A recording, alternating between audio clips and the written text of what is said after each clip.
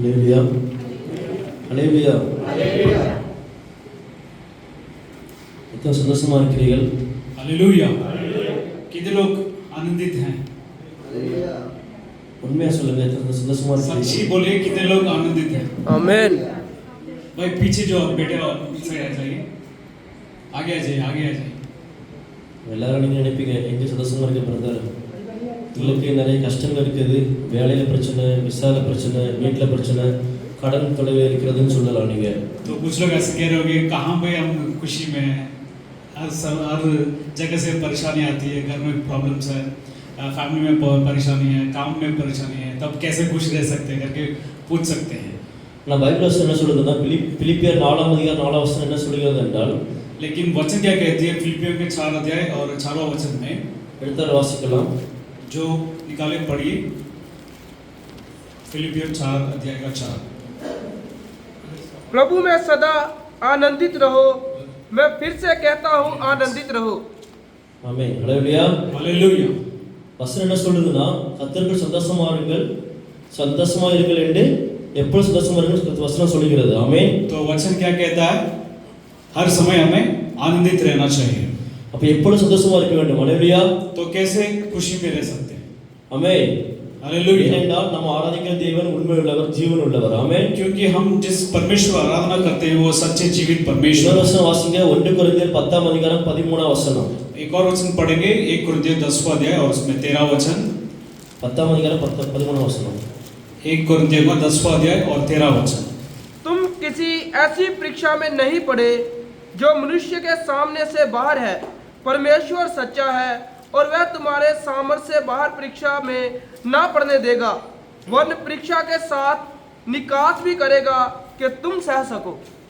ஆமென் ஹalleluya hallelujah இந்த வசனம் என்ன சொல்கிறதுன்னா மனுஷனுக்கு நேரிடுகிற சோதனை அல்லாமல் வேற சோதனை உங்களுக்கு நேரிடவில்லை तो वचन ये कह रहा है कि जो इंसान को जो परेशानी आते हैं और किसी तरीके से और मनुष्य को जो परेशानी नहीं आ सकती அப்ப நமக்கு ஒரு சோதனை வருதுன்னா அது மனுஷனுக்கு வருகிற சோதனை அல்லாமல் வேற சோதனை இல்லை तो अगर हमको कोई परेशानी आती है तो वो मनुष्य को दिए गए वो परेशानी वही सिर्फ हमको आ सकता है அடுத்து என்ன சொல்கிறது தேவன் உண்மையுள்ளவராக இருக்கிறார் तो अगला क्या कहता है कि परमेश्वर सच्चा है உங்கள் திராணிக்கு மேலாக நீங்க சோதிக்கப்படுகிறதுக்கு அவர் இடம் கொடாமல் ஆமென் हमारे सामर्थ्य से बढ़कर हमें कोई ज्यादा परीक्षा में नहीं डाल सकता அப்ப நமக்கு சோதனை வருதுன்னா அப்ப நம்ம அந்த சோதனை இப்போ அவர் நம்ம திராணிக்கு மேல சோதனை நம்ம கொடுக்க மாட்டார் तो परमेश्वर अगर हमें ऐसी परीक्षा में डालता है तो हमें सामर्थ्य देता है ताकि हम उससे बाहर भी निकल जाए அப்ப சோதனை வருதுன்னா அந்த சோதனை கூட என்ன பண்ணுவாராம் அது தப்பிக்கொள்ளும்படியான போக்கையும் நமக்கு தருவார் अगर ऐसे परीक्षा में अगर हम गिरते भी परमेश्वर उसमें क्या बनाता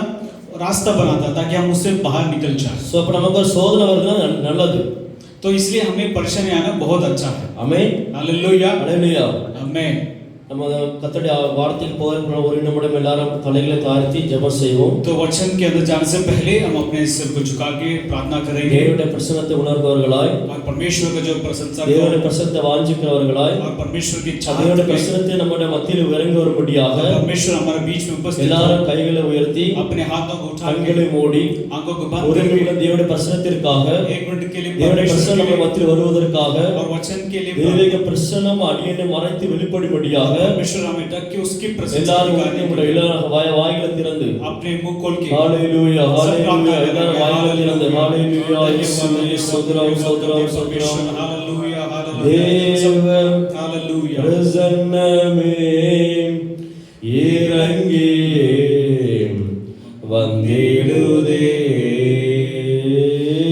தேவ பிரசன்னமே இறங்கி வந்திடுதே தேவனின் மகிமை நம்மை எல்லாம் பரிசுத்த ஸ்தலத்தில் மூடுதே தேவனின் மகிமை நம்மை எல்லாம் பரிசுத்த ஸ்தலத்தில் மூடுதே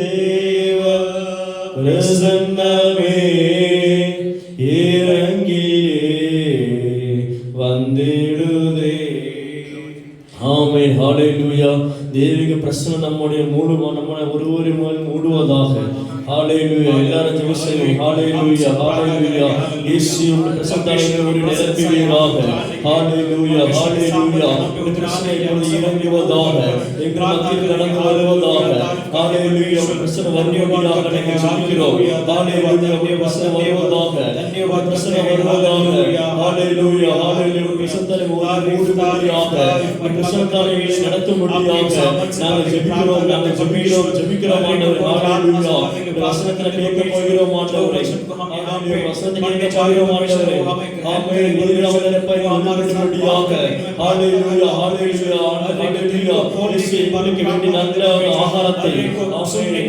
कान खोलने के लिए मैं प्रार्थना करता हमें நல்ல ஆகாரத்தை நீர் தருவீராக आज की जो रोटी हमें देने के लिए मैं प्रार्थना करते हैं हमें நல்ல மன்னாவை தருவீராக आज की जो मन्ना हमें देने के लिए प्रार्थना ஆமென் करते हैं இயேசு நாமத்தில் ஜெபிக்கிறேன் ஆமென் यीशु मसीह के नाम से मांगते हैं ஆமென் ஹalleluya हालेलुया ஹalleluya हालेलुया என்னங்க ஒரு சிலருக்கு பேருக்கு தெரியும் என்ன तो यहाँ पे कुछ भाई लोगों को हमारे रूबन भाई जानते होंगे எனவே நான் இன்ட்ரோ듀ce பண்ணிக்கிறேன் तो फिर भी मैं आपके लिए जो लोग नहीं जानते मैं इंट्रोड्यूस करना चाहता हूँ எனது பெயர் ரூபன் तो भाई का नाम है रूबन நான் இந்த சபையில தமிழ் ஆராதனை வளர்ந்து கொண்டிருக்கிறேன் तो हमारे जो भाई हैं वो तमिल आराधना में शामिल हैं ஆமென் ஹalleluya நான் ஒரு ஊழியக்காரன் அல்ல तो एक पास्टर नहीं है நான் ஒரு பிரதர் நான் உங்களுக்கு ஒரு விசுவாசிகளாக சபைக்கு வந்து கொண்டிருக்கிறேன் तो आपके जैसा मैं भी एक विश्वासी हूँ इस कलीसिया में आ रहा ஆனா हूँ எனக்கு ஊழியம் செய்யற வாஞ்சை உண்டு சிறு வயதில இருந்து எனக்கு ஊழியம் செய்யற வாஞ்சை உண்டு लेकिन बचपन से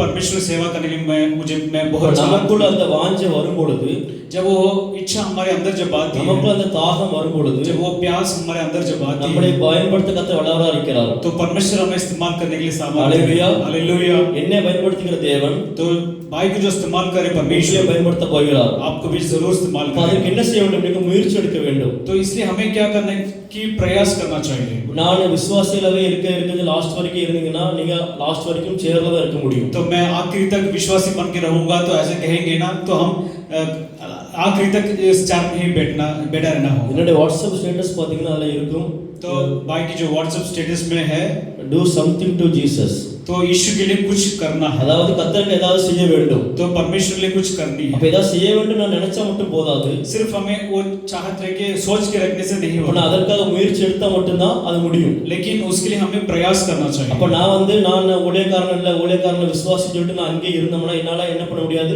ஊழியம் செய்ய முடியாது तो मैं एक पास्टर नहीं हूँ बस एक विश्वासी हूँ करके अगर हम इसी जगह पे बैठे रहेंगे तो वहीं पे बैठा रहना होगा அப்ப நான் ஊழியம் செய்ய வேண்டும் நான் ஒரு ஊழியக்காரன் மாற வேண்டும் என்றால் அதுக்கு முயற்சி எடுக்க तो வேண்டும் मुझे परमेश्वर की सेवा करना चाहिए या परमेश्वर का सेवक बनना है तो हम उसके लिए प्रयास उठाना चाहिए அப்ப எனக்கு ஊழியம் செய்ய வாஞ்சை உண்டு तो भाई को एक ऐसी चाहत है कि परमेश्वर की सेवा அப்ப करनी நான் है। ஊருக்கு போனாலும் நான் ஏதாவது என்னால முடிந்தவர் ஒரு சின்ன ஒரு சிப்பாவது பாடுவேன் तो मैं जब भी वेकेशन में जाता हूँ तो कहीं ना कहीं तो मुझे सेवा के लिए मैं जाता हूँ நல்லா பண்ணணும் நல்லா பண்ண மாட்டோம் எனக்கு தெரியாது ஆனா நான் ஏதாவது செய்ய வேண்டும் तो परमेश्वर की सेवा के लिए कहीं ना कुछ छोटे काम तो करना करके कहीं वर्शिप के लिए मैं जाता हूँ वो अच्छा है क्या अच्छा नहीं है मैं नहीं जानता लेकिन परमेश्वर के लिए कुछ सेवा करना है। இப்பொழுது நான் வசனத்தை கொண்டு வந்திருக்கிறேன் तो आज मैं आपके सामने एक वचन को இப்போ लेके நான் आया நல்லா பேசுவேன் பேச மாட்டேன்னு எனக்கு தெரியாது तो मैं नहीं जानता कि मैं अच्छा बोलूं या नहीं ஆனா बोलूं கர்த்தருக்காக ஏதாவது செய்ய வேண்டும் लेकिन परमेश्वर के लिए कुछ करना है। கர்த்தருக்காக வசனத்தை போதிக்க வேண்டும் तो परमेश्वर के कुछ वचन को मैं जो நான் सिखाना சொல்ற है। வசனத்துல ஒரு வசனமாவது உங்களை தொடும் तो जहाँ पे जो भी हम जितने भी वचन हम यहाँ पे बोल रहे हैं उसमें से एक वचन तो जरूर आपको So, छुए அந்த வசனத்தின் மூலமாக ஃபியூச்சர்ல நீங்க ஒரு பெரிய ஊழியக்காரரா மாறலாம் तो इसके उस वचन के द्वारा आप बड़े एक सेवक भी बन सकते हैं या एक ऐसी चाहत आए कि आपको आप जाके सेवा कर அதை सकते நான் விசுவாசிக்கிறேன் हैं। ये मैं विश्वास करता हूँ। விசுவாசம் உள்ளவர்கள் அல்லேலூயா சொல்லுங்க जो भी विश्वास करता है हालेलुया बोलेंगे। ஆமென் ஹalleluya हालेलुया ஹalleluya हालेलुया। ஆமென் என்னை சாட்சி சொல்ல வேண்டும் என்றால் அது ஒரு நாள் ஆகும் तो अगर मेरी गवाही सुनाना है तो मुझे तकरीबन एक दिन तो लगेगा।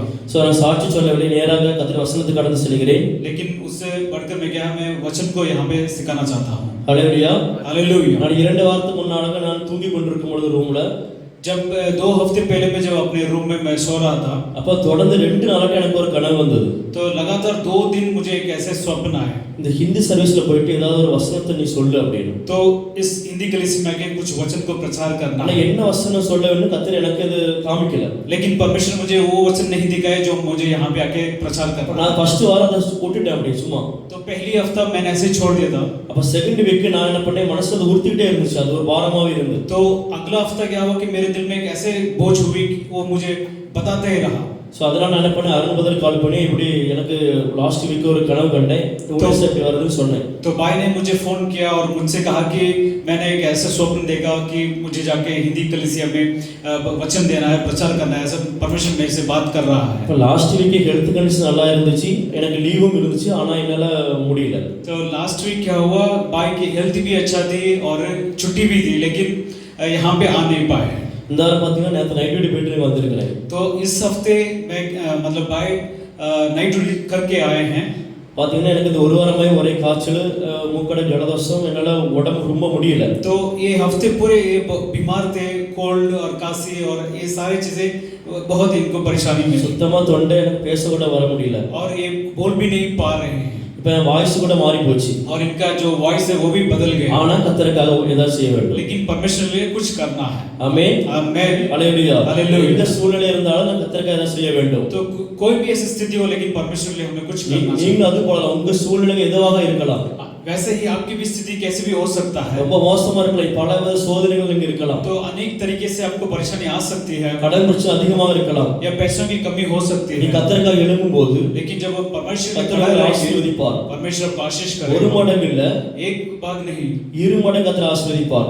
बल्कि 2 भाग ज्यादा நீங்க आशीष எல்லாரும் आपको கர்த்தருக்காக मिलेगी. எழும்ப வேண்டும். आप लोग जरूर परमेश्वर के लिए उठना கர்த்தருக்காக चाहिए. ஊழியங்கள் செய்ய வேண்டும். या आप परमेश्वर के लिए सेवा நீங்க करना ஊழியம் चाहिए. செய்தால் மட்டும்தான் இந்த ஷேர் ஃபுல்லா ஆட்கள் நிரம்பும். जब आप लोग सेवा करेंगे तभी ये पूरी कलीसिया भरेगी. இப்படி ஊழியம் செய்ய வேண்டாம் எல்லாம் अगर नहीं करेंगे तो இருக்கிற ஆளுகளும் போயிடுவாங்க.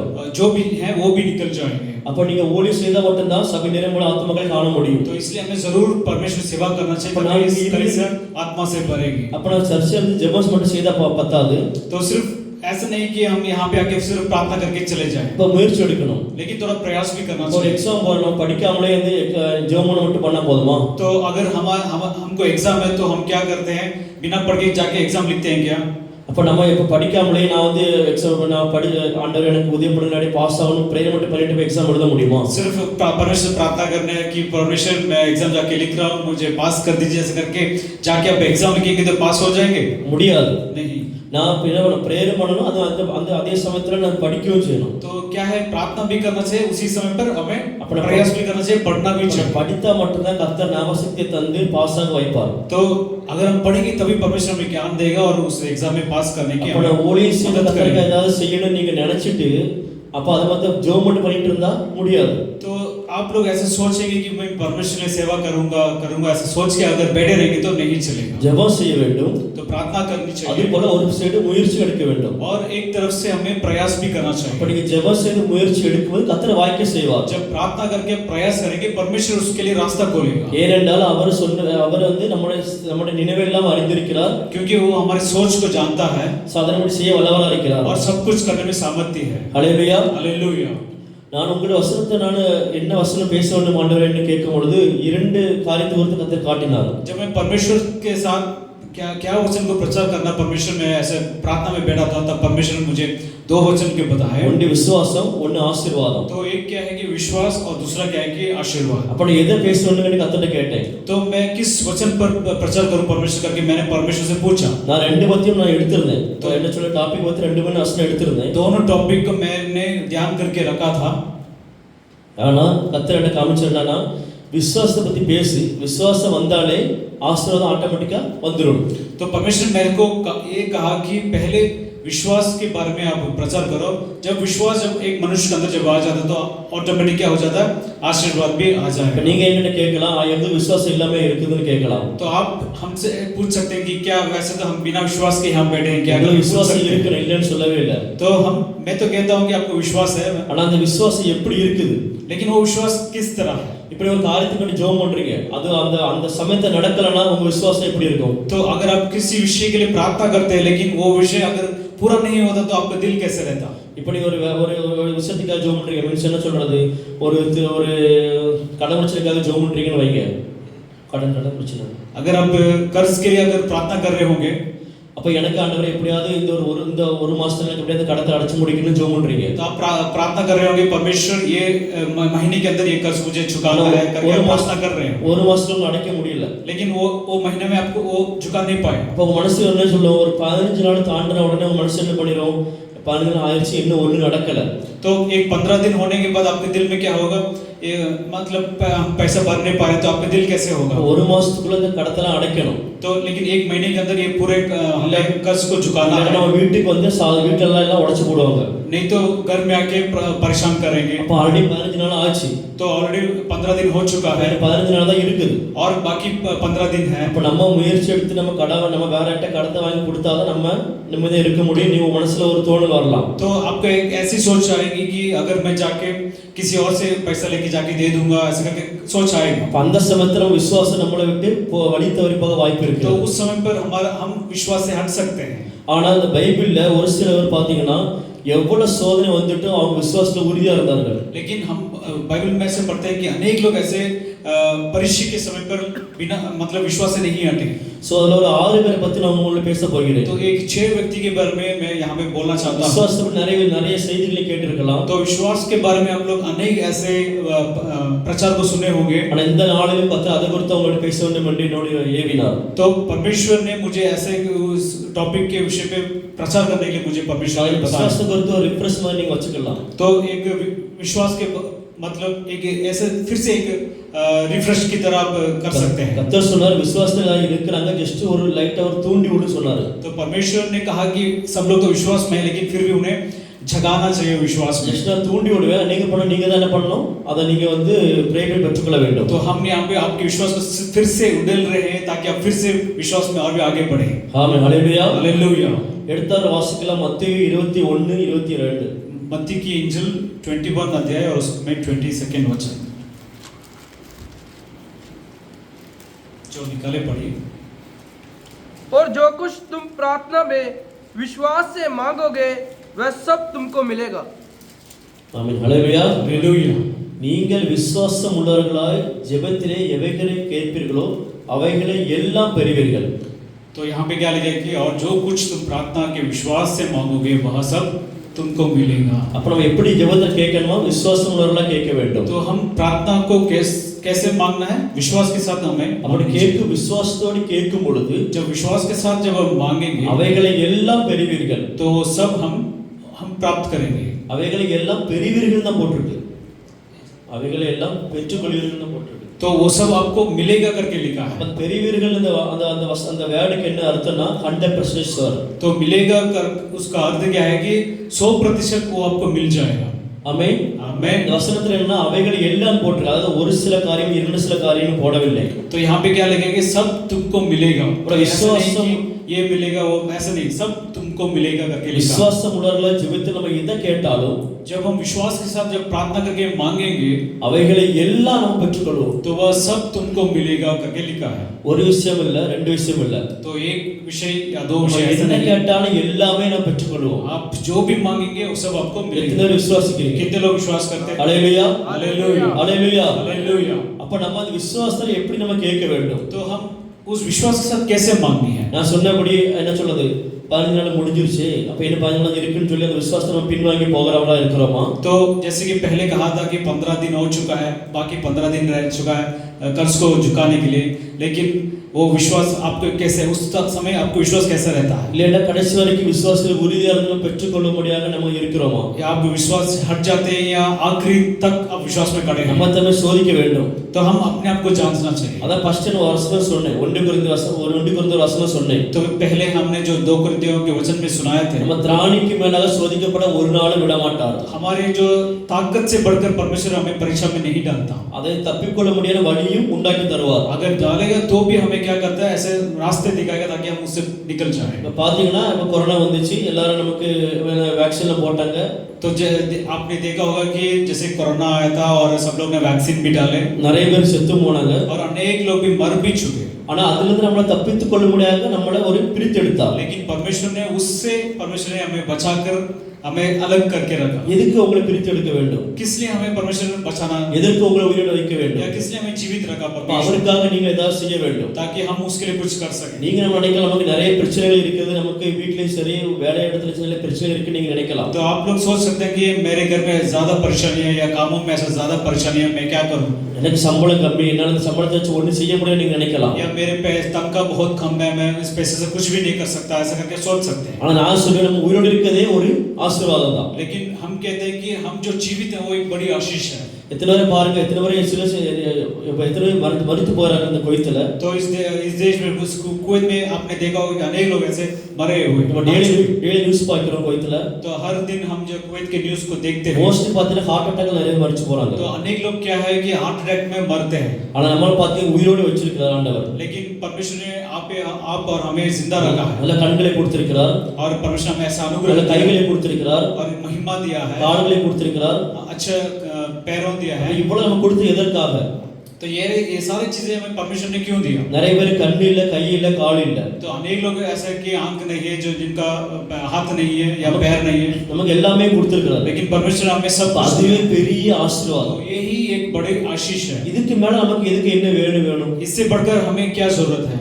ஆமென். आमेन। ஹalleluya. हालेलुया। நம்ம அது எப்பவுமே என்ன பண்ண சோர்வடைய கூடாது. तो इसलिए हमें कभी भी ऐसे निराशा नहीं होना நமக்கு चाहिए। ஒரு சோதனை வருது, கஷ்டம் வருது, சோர்வடைய கூடாது. अगर हमें कोई परेशानी आती है तो हमें दुख नहीं होना நம்ம चाहिए। விசுவாசத்துல உறுதியா இருக்க வேண்டும். तो विश्वास में हमें स्थिर रहना चाहिए। ஏனென்றால் ஆண்டவர் எனக்கு நல்ல கண், எத்தனை பேர் கண்கள் இல்லாம இருக்க கண்களை கொடுத்திருக்கிறார். लेकिन ऐसे अनेक लोग जिनका आंख नहीं, लेकिन परमेश्वर में अच्छे नजरें दी, எத்தனை आंखें दी பேர் हैं। மரித்து கொண்டிருக்கிற கர்த்தர் உயிரோடு வைத்திருக்கிறார். अनेक लोग हम अपने आंखों से देख रहे हैं कि अनेक लोग ऐसे मरते அப்ப जा रहे हैं। நடத்தி வருகிற தேவன் இனிமேலும் நடத்துவார். अब तक जो परमेश्वर हमें चलाया, फिर इससे आगे भी हमें लेके जाएगा। கண்டிப்பா எல்லா சோதனையிலிருந்து என்னை காப்பாற்றுவார். तो जरूर हर परेशानियों से परमेश्वर हमें बचा के रखेगा। எல்லா கடன் பிரச்சனையும் என்னை எனக்கு ஒரு விடுதலை தருவார். हर तरीके से जो कर्ज है उसके परेशानी से हमें दूर அந்த करेगा। விசுவாசம் நமக்கு வேண்டும். तो ऐसे एक विश्वास हमें जरूरी है। அதாவது எப்படி விசுவாசிக்க வேண்டும்? तो कैसे हमें विश्वास करना चाहिए? மார்க் 11ஆம் அதிகாரம் 22ஆம் வசனம். तो मार्कुस का 11 अध्याय, उसमें 22 वचन। और यदि तुम क्षमा ना करो तो तुम्हारा पिता भी जो स्वर्ग में है तुम्हारे अपराध क्षमा न करेगा। 11:22 मार्क। यीशु ने उसको उत्तर दिया, परमेश्वर पर विश्वास रखो। 24 வரைக்கும் 22 23 24. मैं तुमसे सच कहता हूँ कि जो कोई इस पहाड़ से कहे तू उखड़ जा और समुद्र में जा पड़, और अपने मन में संदेह ना करे, वरन प्रतीत करे कि जो कहता हूँ वह हो जाएगा, तो उसके लिए वही होगा। इसलिए मैं तुमसे कहता हूँ कि जो कुछ तुम प्रार्थना करके मांगो तो प्रतीत कर लो कि तुम्हें मिल गया और तुम्हारे लिए हो जाएगा। ஆமென். ஹalleluya. हालेलुया। 22ஆம் வசனம் என்ன சொல்கிறது? 22 वचन क्या कह रही है? தேவனிடத்தில் விசுவாசம் உள்ளவர்களாக இருங்கள்.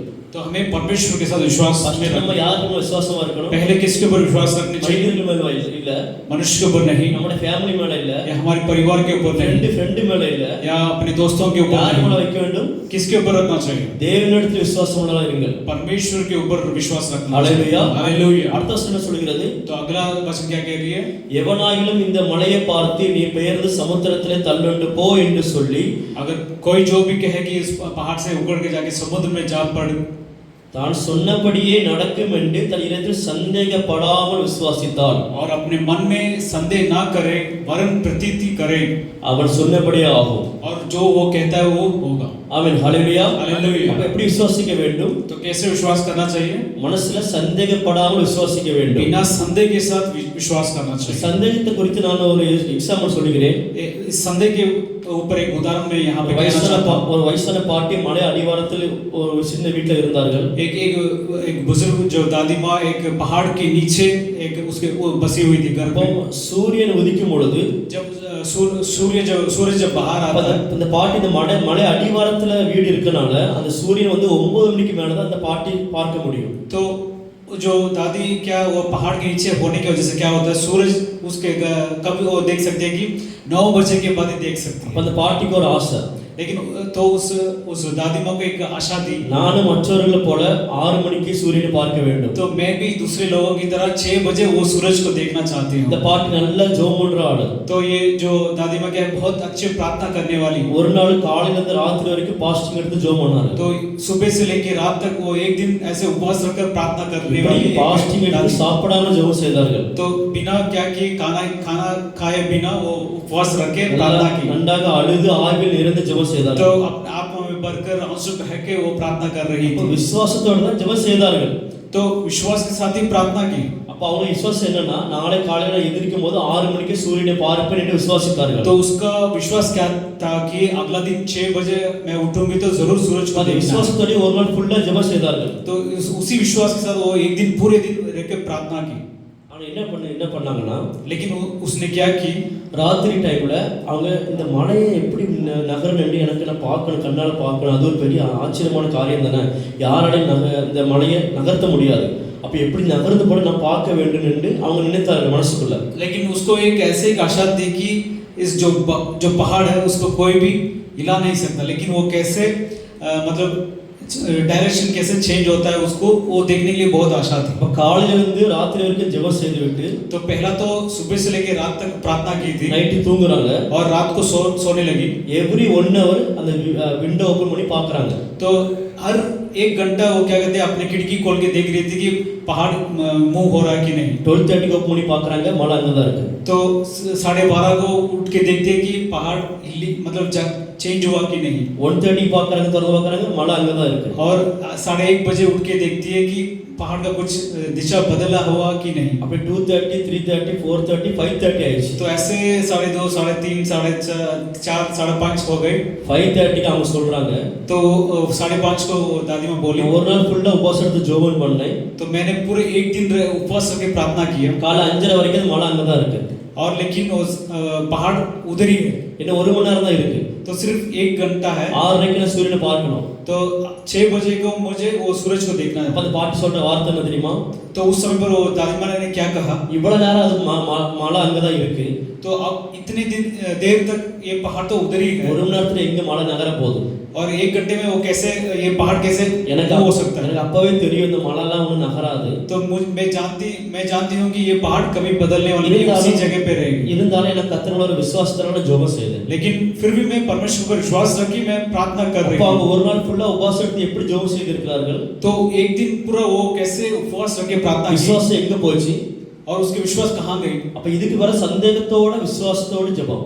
तो इसको क्या कहते हैं कि संदेह के साथ और प्रार्थना ऐसे हम कहते हैं. அப்ப இந்த பாட்டி மாதிரி நீங்க சந்தேகத்தோட விசுவாசத்தோட நீங்க ஜெபம் செய்தால், तो वैसे इस दादी माँ की तरह अगर आप भी संदेह के साथ अगर आप प्रार्थना करेंगे, உங்களுக்கு ஒண்ணே கிடைக்காது. आपको जरूर कुछ नहीं मिलने वाला. அப்ப சந்தேகப்படாமல் விசுவாசத்தோட கேட்கும் பொழுது तो बिना संदेह के साथ अगर हम विश्वास के साथ प्रार्थना करेंगे, கர்த்தர் நமக்கு எல்லாம் தருவார். तो परमेश्वर सब कुछ हमें देगा. ஹalleluya, हालेलुया, ஹalleluya. हालेलुया. நாம சொல்றதெல்லாம் புரியுதா உங்களுக்கு? आपको समझ में आ रहा है भाई आमीन. क्या करें. ஆமென், ஹalleluya, हालेलुया. ஆமென். அப்ப நம்ம விசுவாசத்தோட, அதாவது 100% நம்ம உறுதியான விசுவாசத்தோட நம்ம ஜெபம் செய்யும் பொழுது, तो इसलिए हमें 100% विश्वास के साथ अगर हम प्रार्थना அவர் करें, எல்லாம் தர வல்லவராக இருக்கிறார். तो परमेश्वर ऐसा सामर्थ्य सब कुछ दे सकता है. எல்லா சூழ்நிலை மாற்ற கர்த்தரால முடியும். हर स्थिति को बदल सकता है. முடியாத காரியத்தை முடியாத கர்த்தருக்கு முடியும். जो चीज नहीं हो सकता परमेश्वर से करके दिखाता है. நான் பழைய கம்பெனில இருந்து புது கம்பெனி எனக்கு மாறும் பொழுது, जब पुराने कंपनी से लेके नया कंपनी का जब बदले, பழைய கம்பெனி 3 வருஷம் டைம் கொடுத்தாங்க. तो पुराना कंपनी ने 3 महीने टाइम दिया इनको. அப்ப நான் விசாவை மாத்தல, லைசென்ஸ் மாத்தல. तो इन्होंने उस समय पर उनके वीजा को भी नहीं बदले और लाइसेंस को भी नहीं ஆனா बदले. 5 மாசம் ஆயிருச்சு, அவங்க கொடுத்த டைம் முடிஞ்சிருச்சு. அவங்க கூப்பிட்டு சொல்லிட்டாங்க நாங்க பிளாக் பண்ண போறோம். तो 5 महीने बढ़ गया, तो उन्होंने मुझे इन्हें बुला के बोले कि आपको हम ब्लॉक करने वाले हैं. லைசென்ஸ் பிளாக் பண்ணா மறுபடியும் எக்ஸாம் எடுத்தா நான் எழுதி தான் எடுக்க முடியும். तो अगर वो कंपनी वाले इनको ब्लॉक कर दिए तो फिर से लाइसेंस के लिए वो एग्जाम लिखना पड़ेगा. அப்ப அந்த சுரேஷ் பிரதர் இங்க இருந்தாரு, சர்ச்சில் தங்கி இருந்தாரு. तब हमारे इस कलीसिया में सुरेश ब्रदर यहाँ पे थे. அப்புறம் டெய்லி நான் காலையில வந்து இங்க வந்து ஜெபம் பண்ணுவேன். तो हर सुबह में यहाँ पे आके प्रार्थना कर रहा हूँ. இரண்டு பேரும் மாறி மாறி நாங்க ஜெபம் செய்வோம். तो सुरेश भाई और ये भाई मिलके प्रार्थना कर रहे हैं. ஃபர்ஸ்ட் நாங்க எல்லா தேசங்களுக்காக இல்ல ஊழியக்காரர்களுக்காக ஜெபம் செய்து விட்டு கடைசியாக எங்களுக்கு ஜெபம் செய்வோம். तो पहले सारे विषय के लिए प्रार्थना करने के बाद ही इनके विषय के लिए प्रार्थना कर रहे थे. விசுவாசத்தில் பலவீனம் உள்ளவராய் இருந்தாலும் கர்த்தர் எங்களை பலப்படுத்தினார். तो विश्वास में कमजोर होने पर भी परमेश्वर ने ऐसे सामर्थ्य बढ़ा के विश्वास में और भी खड़े हो सके. 100% கர்த்தர் எங்களுக்கு ஏதாவது செய்வார். तो इन्हें ऐसे यकीन था, विश्वास था कि परमेश्वर जरूर कुछ करेगा. ரெண்டு பேரும் ஜெபம் செய்து விட்டு நான் பழைய கம்பெனி மறுபடியும் நாங்க இரண்டு பேருமாக போனோம். तो प्रार्थना करने के बाद ये और सुरेश भाई दोनों अपने उस कंपनी को गए. என்ன பார்த்தோன்னே வெளியே போக சொல்லிட்டாங்க. तो इन्हें देखते ही उन्होंने कहा कि आप बाहर चले जाओ. ரூல்ஸ் படி 3 மாசம் நம்ம டைம் தரணும். तो रूल्स के हिसाब से 3 महीने तक टाइम देना ஆனா 5 चाहिए. மாசம் டைம் கொடுத்தாச்சு. लेकिन उन्होंने 5 महीने तक टाइम இது दिया. வரைக்கும் லைசென்ஸ் விசா மாத்தவே இல்ல. तो अब तक इन्होंने क्या नहीं किया, लाइसेंस को नहीं बदला और वीसा को भी नहीं बदला. ஆல்ரெடி கேன்சலுக்கு அப்ளை பண்ணியாச்சு. तो लेकिन इन्होंने क्या किया, कैंसिल के लिए अप्लाई किया. ஒன்னால எதுவும் செய்ய முடியாது, நீ போன்னு சொல்லிட்டாங்க. तो इसलिए उन्होंने कहा कि अब इसके बाद तुम कुछ नहीं कर सकते, तुम चले जाओ. அப்ப இவர் சுரசனை வந்து மனசுக்குள்ளே ஜெபம் பண்ணிட்டே இருக்காரு, நானும் ஜெபம் செய்துட்டே இருக்கேன். लेकिन मन ही मन में ये दोनों उस विषय के लिए प्रार्थना कर रहे हैं. எங்க போக சொல்லிட்டாங்க, நாங்க வரல. நாங்க उन्होंने तो कह दिया कि तुम चले जाओ, அப்ப लेकिन அங்கேயே उधर ही थे. இருந்து மனசுல ஜெபம் செய்துட்டே இருக்கோம். तो लेकिन वो मन में प्रार्थना कर रहे थे. அப்ப நாங்க என்ன ஸ்பான்சர் பத்தி டைரக்டா பேசலாம்னு இருந்தோம். तो इन्होंने क्या सोचा कि डायरेक्ट जो स्पॉन्सर किया था उनके साथ डायरेक्ट से बात कर रहे हैं. டைரக்டா ஸ்பான்சர் பத்தி பேசும்போது அவர் 2 வாரம் எக்ஸ்ட்ரா தந்தார். 2 weeks एक्स्ट्रा. तो जब इन्होंने अपने स्पॉन्सर से जब बात करने के बाद उन्होंने क्या किया कि 2 हफ्ता टाइम दिया. ஆனா 2 weeks முடிஞ்சு புது கம்பெனி அது வரைக்கும் அடிக்கவே இல்ல. तो 2 हफ्ते तक वो नया कंपनी ने इनको वीजा नहीं கடைசி दिया. நாள் ஆயிருச்சு. तो आखिरी दिन हुआ. எனக்கு ஈவினிங் 5 மணிக்கு மாத்தாட்டா கேன்சல் ஆயிரும். तो इवनिंग 5 बजे के बाद इनका सब कुछ कैंसिल हो जाएगा, वीजा भी कैंसिल हो जाएगा और लाइसेंस भी कैंसिल हो जाएगा. காலையில சர்ச்சுக்கு வந்து ஜெபம் பண்ணேன். तो सुबह क्या किया, यहाँ इस कलीसिया में आके प्रार्थना की. 9 மணில இருந்து 1:30 வரைக்கும் ப்ரே பண்ணேன். तो 9 बजे से लेके 1 बजे तक प्रार्थना की. 1:30க்கு நான் நெட் ஆன் பண்ணி ஏதாவது மெசேஜ் வந்திருக்கான்னு பார்க்கறேன். तो 1:30 बजे इन्होंने फोन में चेक किया, कुछ मैसेज आया. ஒரு மெசேஜ் வரல, லைசென்ஸ் வந்து ட்ரான்ஸ்ஃபர் ஆகல. तो एक भी मैसेज नहीं आया और लाइसेंस भी नहीं बदला. ஆனா சுரேஷ் சொல்றாரு நடக்கும். लेकिन सुरेश भाई ने कहा जरूर होगा, ஏன்னா நம்ம ஜெபம் பண்ணிருக்கோம். क्योंकि हम प्रार्थना कर रहे हैं. விசுவாசத்தோட நம்ம ஜெபம் பண்ணிருக்கோம். तो हम विश्वास के साथ प्रार्थना நம்மள की. கைவிடுகிற தேவன் இல்ல. तो परमेश्वर हमें छोड़ने वाला नहीं. விசுவாசம் உள்ளவர்கள் ஜெபத்தை எவைகளை கேட்பார்களோ அவைகளை எல்லாம் தருவேன் என்று சொல்லியிருக்கிறார். तो वचन ऐसे कहता है कि जो विश्वास के साथ मांगते हैं तो उन्हें सब कुछ मिलता है. நமக்கு தருவார், நமக்கு செய்வார். तो हमें जरूर देगा और जरूर उस कार्य को करेगा. அதே மாதிரி 5 மணிக்கு எனக்கு ஃபோன் வருது, உங்களை எல்லாம் ட்ரான்ஸ்ஃபர் ஆயிடுச்சு. तो ऐसे ही क्या हुआ, 5 बजे इनको फोन आया था कि आपका सब कुछ ट्रांसफर हो चुका है. ஆமென். ஹalleluya. हालेलुया. சோ முடியாத கடைசி நேரத்துல கூட எதுவும் செய்ய ஆண்டவரால முடியும். तो इसलिए आखिरी समय पर भी परमेश्वर के लिए सब कुछ वो कर सकते हैं. இதே மாதிரி இன்னொரு சாட்சி சொல்கிறேன். तो एक और गवाही सुनाना चाहता हूँ. நான் சென்னையில படிச்சு வேலை செய்யும் பொழுது जब चेन्नई में काम कर रहे थे கிறிஸ்துமஸ் லீவுக்கு ஊருக்கு வருவோம். तो छुट्टी क्रिसमस की छुट्टी में ये अपने गांव आते थे. கிறிஸ்துமஸ்க்கு நான் 2 days மட்டும் தான் ஊருக்கு வருவோம். तो सिर्फ ऐसे क्रिसमस के समय पर ये अपने गांव जाते. கிறிஸ்துமஸ் 25 23 தேதி நாங்க டிராவல் பண்றோம். तो क्रिसमस 25 5th को था, तो इन्होंने लेकिन 23 को वहां चेन्नई से निकले अपने गांव जाने के लिए. பஸ்ல வரும்போது எனக்கு அம்மா போட்டு மூஞ்சி உடம்பு ஃபுல்லா இந்த குப்பளமா வந்துருச்சு. तो इनको क्या हुआ कि जब रास्ते से आ रहे थे तो इनको चिकन पॉक्स हुआ था. பக்கத்துல ஃப்ரெண்ட் சொல்றான் தள்ளிரு எனக்கு வந்துரும் அப்படின்னு. तो इनके फ्रेंड जो थे बगल में, वो बोला तू मेरे बगल में मत बैठ, मेरे को भी आ जाएगा, इसलिए दूर बैठ करके इनके फ्रेंड ने कहा. நான் என்ன சொன்னேன், உனக்கு ஒண்ணும் ஆகாதுன்னு சொல்லி நான் மேல ஜாக்கெட் போட்டு கவர் பண்ணிட்டு நான் அங்கேயே இருந்தேன். तो तुझको कुछ नहीं होगा इसलिए बोल के इन्होंने क्या किया, अपनी जैकेट पहन के बैठ गए. வீட்டுக்கு வந்தாச்சு. तो घर पहुंच चुके. பார்த்தோன்னே அம்மா ஹாஸ்பிடல் கூட்டி போனாங்க. तो इनकी माँ ने देखते ही इन्हें हॉस्पिटल को लेके गए. 7 நாள் நான்வெஜ் சாப்பிடக்கூடாது. तो इसके बाद क्या होता है कि ट्रीटमेंट में नॉनवेज नहीं खाना चाहिए. इसके लिए தண்ணில அந்த வேப்பிலையும் மஞ்சள் பொடியும் போட்டு குளிக்க சொன்னாங்க. और पानी में क्या करते हैं, वो नीम के पत्ते डाल के उसको पीने के लिए बोलते हैं.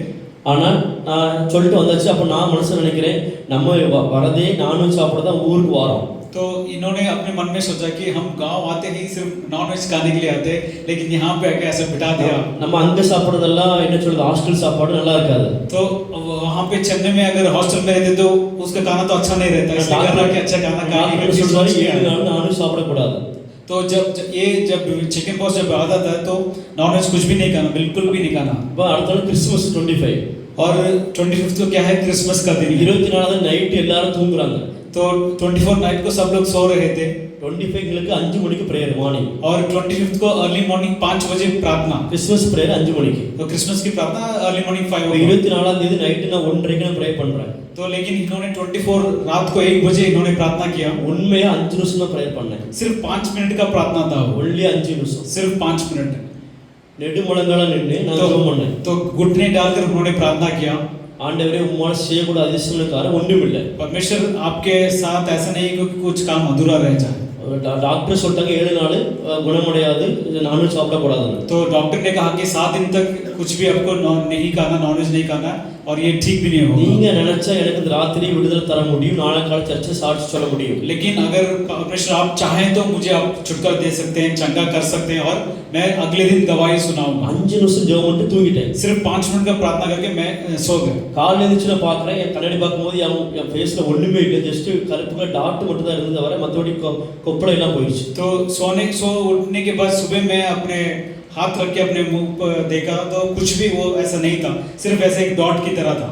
அப்பதான் விசுவாசிச்சேன். तभी इन्होंने विश्वास किया। அப்பதான் விசுவாசி எல்லா சூழ்நிலையும் மாற்ற கர்த்தரால முடியும். तभी विश्वास किया कि परमेश्वर सब स्थिति को बदल सकता है। எனக்கு செய்ய தேவன் உங்களுக்கு செய்வார். जो परमेश्वर इनको चंगा दिया वो ऐसे आपको भी दे सकते हैं। நீங்க நினைக்கலாம் என் வாழ்க்கையில் நடக்காதுன்னு நினைக்கலாம். तो आप सोच सकते हैं कि मेरे जीवन में ऐसा नहीं हो सकता। நீங்க நினைக்கலாம் இந்த சம்பளம் ஒன்றும் பயன் பண்ண முடியாதுன்னு நினைக்கலாம். आप सोच सकते हैं कि इससे कुछ नहीं हो सकता। கர்த்தர் நினைத்தால் 2 மடங்கு ஆசீர்வாதம் தர முடியும். लेकिन अगर परमेश्वर चाहे तो आपको 2 मடங்கு आशीष दे सकता है। சந்தேகப்படாமல் விசுவாசிக்கும் பொழுது, बिना संदेह के साथ विश्वास करेंगे तो, சந்தேகப்படாமல் 100% கர்த்தரை விசுவாசிக்கும் பொழுது, तो बिना संदेह के साथ 100% विश्वास के साथ मांगेंगे। ஜெபம் பண்ணும் பொழுது எல்லா சூழ்நிலையும் மாற்ற கர்த்தரால முடியும். जब आप प्रार्थना करेंगे तो परमेश्वर सारी स्थिति को बदल உங்களை सकता है। கடன் கொடுக்கிறவர்களாக மாற்ற கர்த்தரால முடியும். तो आप परमेश्वर आपको ऐसे करेंगे कि आप दूसरों को मदद कर सकें। நம்ம செய்ய வேண்டியது ஒரே விஷயம் தான். हमें सिर्फ एक चीज करना है, சந்தேகப்படாமல் முழு நிச்சயமாக கர்த்தரை நம்ப வேண்டும். तो बिना संदेह के साथ पूरे दिल से परमेश्वर पर विश्वास என்ன करें। சூழ்நிலை இருக்கட்டும், कोई भी स्थिति हो सकता है। நடக்கவே நடக்காதுன்னு சொல்லலாம் எல்லாரும். तो आप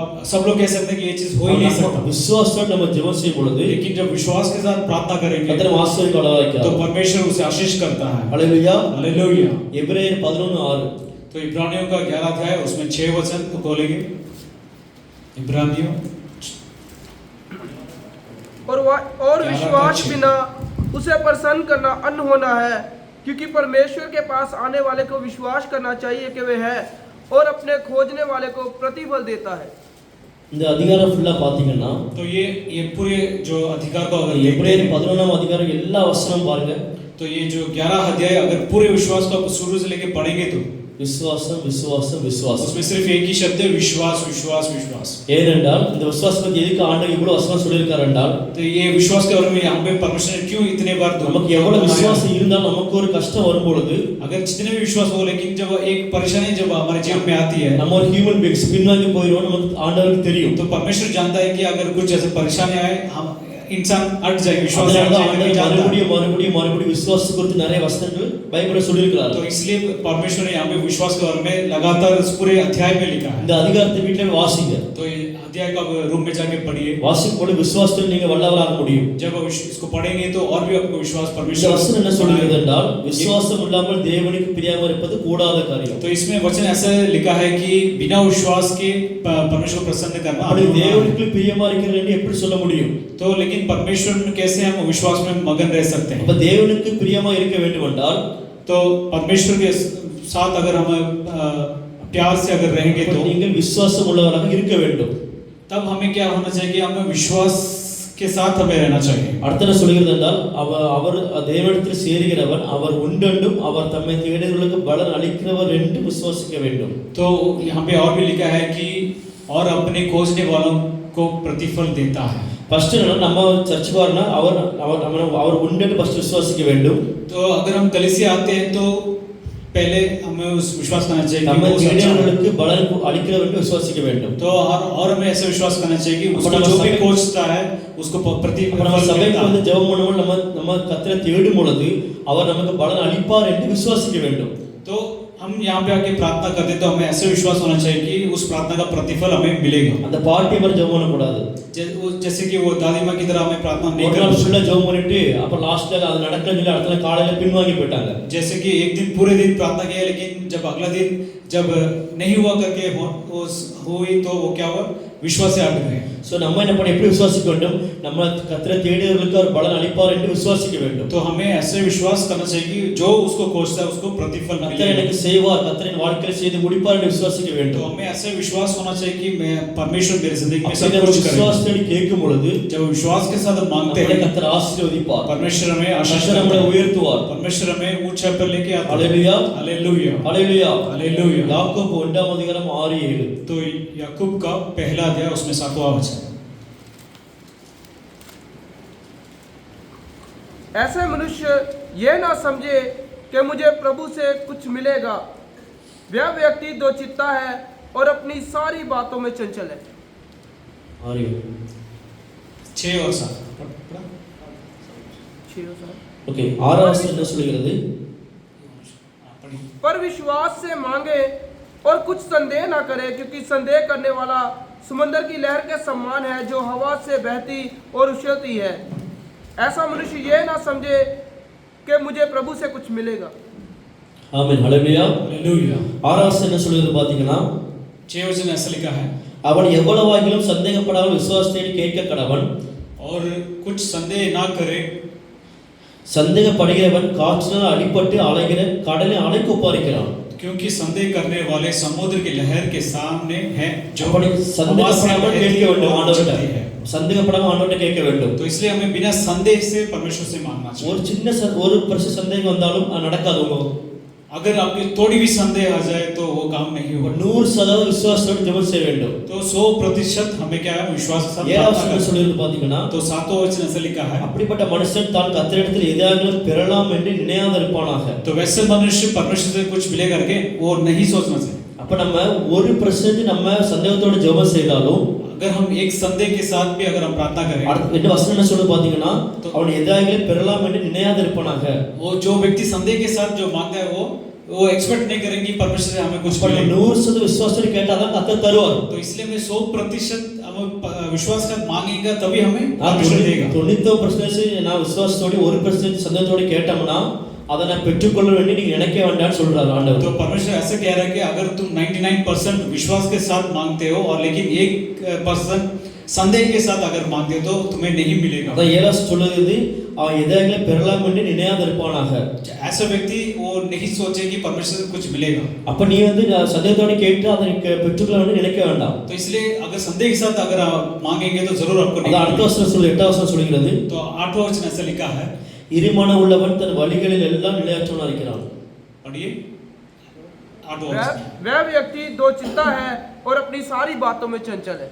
அப்ப இருமனமே இருக்க கூடாது। तो इसलिए हमें दो मन ऐसे नहीं रहना கர்த்தர் चाहिए। நன்மை செஞ்சா விசுவாசம் तो अगर परमेश्वर हमें भलाई करे तो उसके ऊपर विश्वास கர்த்தர் करते हैं। சோதனை வந்தா அது அவிசுவாசம் या परेशानी देते तो हम अविश्वासी बन जाते இருக்கவே हैं। கூடாது। तो वैसे नहीं रहना அப்ப चाहिए। எனக்கு நல்ல இப்ப நிறைய காசு வந்துட்டே இருக்கு சம்பளம் அதிகமாட்டே இருந்துச்சுன்னா கர்த்தர் ஆசீர்வதிக்கிறாருன்னு விசுவாசத்துல உறுதியா இருப்போம்। तो अगर किसी की जिंदगी में अगर पैसा आते हैं तो हम क्या सोचेंगे परमेश्वर ने मुझे आशीष किया எனக்கு करेगा। சோதனை நிறைய வருது எனக்கு கடன் அதிகம் வந்துட்டே இருக்குன்னா என்ன பண்ணுவோம் விசுவாசத்துல பின்வாங்கி போயிடும்। या कोई किसी का ऐसा बहुत परेशानी आती है या पैसे के कर्ज ज्यादा बढ़ रहे हैं तो वो क्या हो जाते हैं विश्वास से हट जाते हैं। அப்படி இருமனம் இருக்கவே கூடாது। वैसे दो मन नहीं रहना அது चाहिए। வசனம் சொல்கிறது तो वचन ऐसा लिखा है இருமன உள்ளவன் தன் வழிகளில் எல்லாம் நிலையற்றவனாக இருக்கிறான்। जो व्यक्ति ऐसे दो चित है और அவனோட अपने நிலையே இல்லாம இருக்கிறான்। सारे बातों में वो चंचल है அப்புறம் நிலையற்றவன் இருக்க வேண்டும்। तो वैसे नहीं रहना அத चाहिए। ஒரே வழியில் இருக்க வேண்டும்। तो एक ही रास्ते में होना चाहिए। விசுவாசத்துல உறுதியா இருக்க வேண்டும்। विश्वास में स्थिर रहना चाहिए। விசுவாசத்துல மட்டும் உறுதியா இருக்க तो வேண்டும்। सिर्फ विश्वास में हमें स्थिर रहना चाहिए। சந்தேகப்படவே கூடாது। बिना संदेह के साथ 100% விசுவாசிக்க வேண்டும்। तो 100% हमें विश्वास करना கர்த்தர் चाहिए। என் சூழ்நிலை மாற்றுவார்। तो परमेश्वर हर स्थिति को बदलता है। கர்த்தரால் எல்லா சூழ்நிலை மாற்ற முடியும்। तो परमेश्वर से ऐसे सारे स्थितियां बदल सकते हैं। நான் ஆசீர்வாதத்தை வந்து பேசணும்னு நான் இருந்தேன்। तो मैं आशीर्वाद के बारे में यहाँ प्रचार करने को आया था। ஆண்டவர் எனக்கு உணர்த்த விசுவாசத்தை பத்தி பேசு। लेकिन परमेश्वर ने मुझे कहा कि विश्वास के बारे में बात कर। விசுவாச ஜெபம் செய்கிறார்கள்। सब लोग विश्वास के साथ तो प्रार्थना करते ஒரு हैं சில நேரத்துல விசுவாசத்தில் பின்வாங்குகிறார்கள்। लेकिन कुछ ऐसे समय है कि विश्वास से हट जाते हैं। இரு மனவுள்ளவர்களாக இருக்கிறார்கள்। तो दो ऐसे मन के हैं। சோ அவங்களுக்காக நீ பேசி விசுவாசத்தை பத்தி பேசுன்னு சொன்னார்। तो इनके लिए आप विश्वास के बारे में बात அதனால प्रचार விசுவாசத்தை करो। பத்தி நான் பேசுகிறேன்। इसलिए विश्वास के साथ यहाँ पे எந்த விஷயத்துல நீ பின்வாங்கிறாதீங்க ஆண்டவரே। तो कैसी भी स्थिति हो आपको विश्वास से नहीं हटना। கண்டிப்பா கர்த்தர் செய்வார்। तो जरूर विश्वास रखें कि परमेश्वर அவரால करेगा। செய்யக்கூடாத அதிசயக்கார ஒன்றும் இல்லை। तो उससे सब कुछ हो सकता है। நான் சொன்னபடியாக 6 பேர் குறித்து நான் பேச போகிறேன். तो जैसे कि कहा कि 6 व्यक्तियों के बारे में यहाँ प्रचार करना चाहता 20 हूँ, நிமிஷம் இருக்கிறது. तो और 20 मिनट है, அதுக்குள்ள நான் ஃபாஸ்டா பேசுகிறேன். तो मैं और भी जल्दी முதலாவது வாசிக்கலாம். ஆதியாகமம் तो पहला उत्पत्ति के वचन को निकालिए, 12ஆம் அதிகாரம் 12 अध्याय उत्पत्ति का 12 1 முதல் 4 வரை 1 से 4 वचन तक ஃபாஸ்டா வாசிங்க. जल्द से पढ़िए। यहोवा ने अब्राहम से कहा, अपने देश और अपने कुटुंबियों और अपने पिता के घर को छोड़कर उस देश में चला जा जो मैं तुझे दिखाऊंगा, और मैं तुझसे एक बड़ी जाति बनाऊंगा और तुझे आशीष दूंगा और तेरा नाम महान करूंगा और तू आशीष का मूल होगा। जो तुझे आशीष दे उन्हें मैं आशीष दूंगा और जो तुझे कोसे उसे मैं श्राप दूंगा, और भूमंडल के सारे कुल तेरे द्वारा आशीष पाएंगे। यहोवा के इस वचन के अनुसार अब्राहम चला और लूत भी उसके संग चला, और जब अब्राहम हारान देश में से निकला उस समय वह 75 वर्ष का था। ஆமென். ஹல்லேலூயா. हालेलुया। வசனம் என்ன சொல்லுது பாத்தீங்கன்னா, तो वचन यहाँ पे क्या लिखा है, விசுவாச பத்தி நம்ம 6 பேர் குறித்து பார்க்க போகிறோம். तो हम 6 व्यक्तियों के बारे में அதாவது अब यहाँ पे விசுவாசத்துல देखने जा रहे हैं, உறுதியா இருந்த 6 பேர். जो विश्वास में स्थिर थे।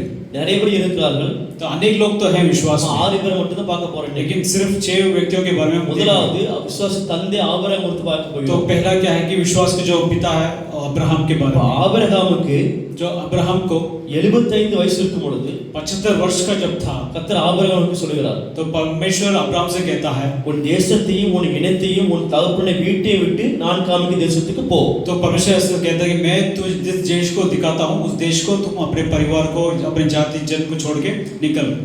அவன் என்ன பண்ணா, அது மாதிரி கர்த்தர் சொன்னபடியே அவன் விசுவாசத்தோடு புறப்பட்டு போனான். तो वैसे ही अब्राहम ने परमेश्वर जो कहा उसने कहा। நம்ம போவோமா? क्या हम ऐसे करेंगे? अगर परमेश्वर हमसे कुछ कहता है तो हम ऐसा நம்ம करेंगे। ஒரு 50 வயசு தாண்டினாலே சொல்லிடுவோம், எனக்கு முடியாதுன்னு சொல்லிடுவோம். तो अगर हम 50 साल के अगर हो गए तो हम क्या कहेंगे, कई- हाँ, मेरे से नहीं होता கை வலிக்கு கால் வலிக்கு பிரஷர் சுகர் இருக்குன்னு சொல்லிடுவோம். तो हम क्या कहेंगे कि मेरे शरीर में परेशानी है। ஆனா ஆபிரகாம் என்ன சொல்றாரு, लेकिन अब्राहम ने क्या कहा, 75 वयது ஆயிடுச்சு. उसका उम्र कितना था, 75 का। கர்த்தர் சொன்ன வார்த்தையின்படியாக लेकिन परमेश्वर जो वचन को कहा கடந்து சென்றார். उसने माना, அதாவது தேசத்தையும் இனத்தாரையும் வீட்டையும் குடும்பத்தையும் விட்டு போனார். अपने घर वाले को, अपने परिवार को, अपने रिश्ते को छोड़ के वो निकला। விசுவாசத்தோடு போனனால वो विश्वास के जब बाहर निकला, இரண்டாம் வசனம் சொன்னபடியாக जैसे कि दूसरा वचन में लिखा है, உன்னை பெரிய ஜாதியாக்கி உன்னை ஆசீர்வதித்து உன் பேரை பெருமைப்படுத்தி நீ ஆசீர்வாதமாய் இருப்பாய். तुझे मैं एक बड़ी जाति बनाऊंगा और तुझे आशीष दूंगा और तेरे नाम बड़ा करूंगा। அவர் சொன்னபடியே ஆசீர்வதித்தார். और जैसे कि परमेश्वर का वैसे ही उसको आशीष பெரிய ஜாதியாக்கினார், और उसे बड़ा एक जाति बनाया ஆசீர்வதித்தார், और उसे आशीष किया பேரை பெருமைப்படுத்தினார், और उसके नाम को महान किया ஆசீர்வாதமாய் வைத்தார். और उसे आशीषित रखा। ஆமென். आमीन। அப்ப நம்மளும் கர்த்தர் நம்மோடு பேசும் பொழுது वैसे ही परमेश्वर जब हमारे साथ जब बात करता है கீழ்ப்படிந்து நம்ம அதை போயிடணும், செஞ்சிடணும். तो उसकी बात को मानना है। எந்த விஷயம் செய்யக்கு முன்னாடி கர்த்தர்ட்ட நம்ம ஜெபம் பண்ணி கேட்க வேண்டும். हर विषय को करने से पहले परमेश्वर से हमें प्रार्थना करके मानना चाहिए। சொந்தமா எதுவும் செய்யக்கூடாது.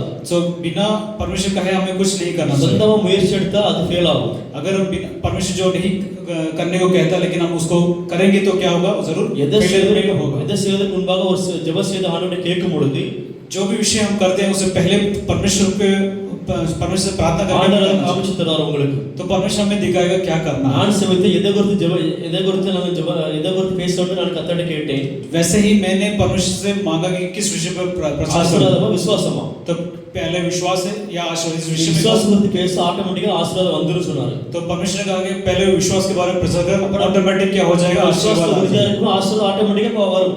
तो इसलिए हम विश्वास में अगर स्थिर रहेंगे तो हम ऑटोमेटिक से क्या होगा, आशीर्वाद आ இந்த जाएगा। ஆபிரகாமுக்கு குழந்தை பிறக்கும் எத்தனை வயசு உண்டாருது? जब अब्राहम को जो परमेश्वर ने जब बच्चा दिया था, पैदा होता तब उसका उम्र कितना था, சொல்லுங்க. कितना था?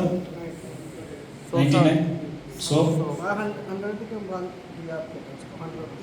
ஆபிரகாமுக்கு 100 வயது, சாராளுக்கு 99 வயசு. तो अब्राहम को 100 वर्ष और सारा का 99। இதெல்லாம் நம்மளால நினைத்து பார்க்க முடியாத அதிசயம். तो ये हम कभी भी यकीन भी नहीं कर सकते। 99 வயசு ஒரு ஆள் குழந்தை பார்க்க முடியுமா? क्या ऐसा हो सकता है कोई 99 जो उम्र के वाले को बच्चा पैदा हो सकता है? ஆனா கர்த்தர் ஆசீர்வதித்தார். लेकिन परमेश्वर ने எப்படி आशीष किया। எப்படி ஆசீர்வதித்தார்? कैसे आशीष किया? 75 வயசா இருக்கும்போது கர்த்தர் போக சொன்னார்.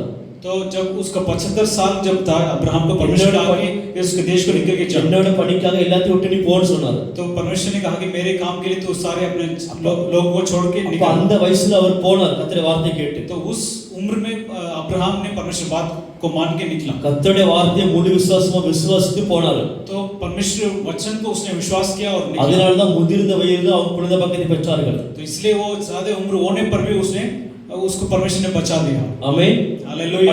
ஆனா இவ்வளவு வயசுல கிடைத்த அந்த அந்த பிள்ளைகள் கூட கர்த்தர் பலியிட முடியாது கர்த்தர் கட்டளையிட்டார். लेकिन फिर भी इतने उम्र के बाद उसको एक बच्चा दिया, लेकिन परमेश्वर उसको बलि देने के लिए मांगा।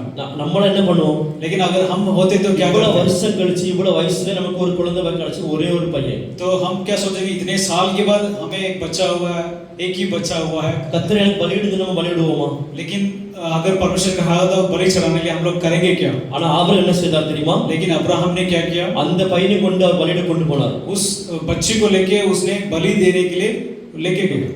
ஒரு மலை மேல பலிபீடத்தை கட்டி அவர் படுக்க வச்சார். तो एक पहाड़ के ऊपर लेके जाके उसे बलि देने के लिए चढ़ाने के लिए लेके கத்தி எடுத்து பலியிடறதுக்கு கத்தி ஓங்கி விட்டார். जब उसने अपने चाकू लेके उसको मारने की அப்போ ஒரு சத்தம் வருகிறது ஆண்டவர் இடத்துல. लेकिन उसको एक आवाज सुनाई देती நீ है, அவன் மேல கை வைக்காத ஒன்று செய்யாத. तो उस बच्चे के ऊपर हाथ नहीं रखना। அப்போ விசுவாசத்தை பாத்தீங்கன்னா அதனால கர்த்தர் என்ன பண்ணாரு? அதை நிறுத்தினார். तो विश्वास में क्या हुआ?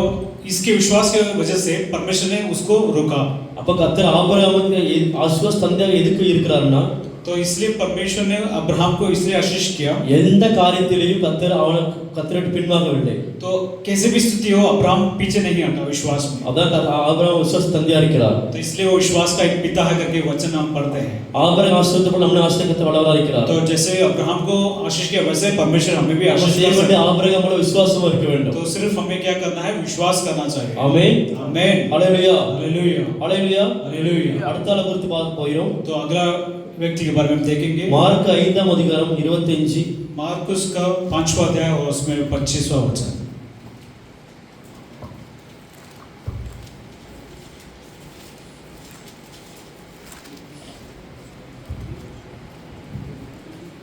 एक स्त्री थी जिसको 12 वर्ष से लहू बहने का रोग था। 5:25।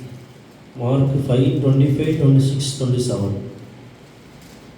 एक स्त्री थी जिसको 12 वर्ष से लहू बहने का रोग था।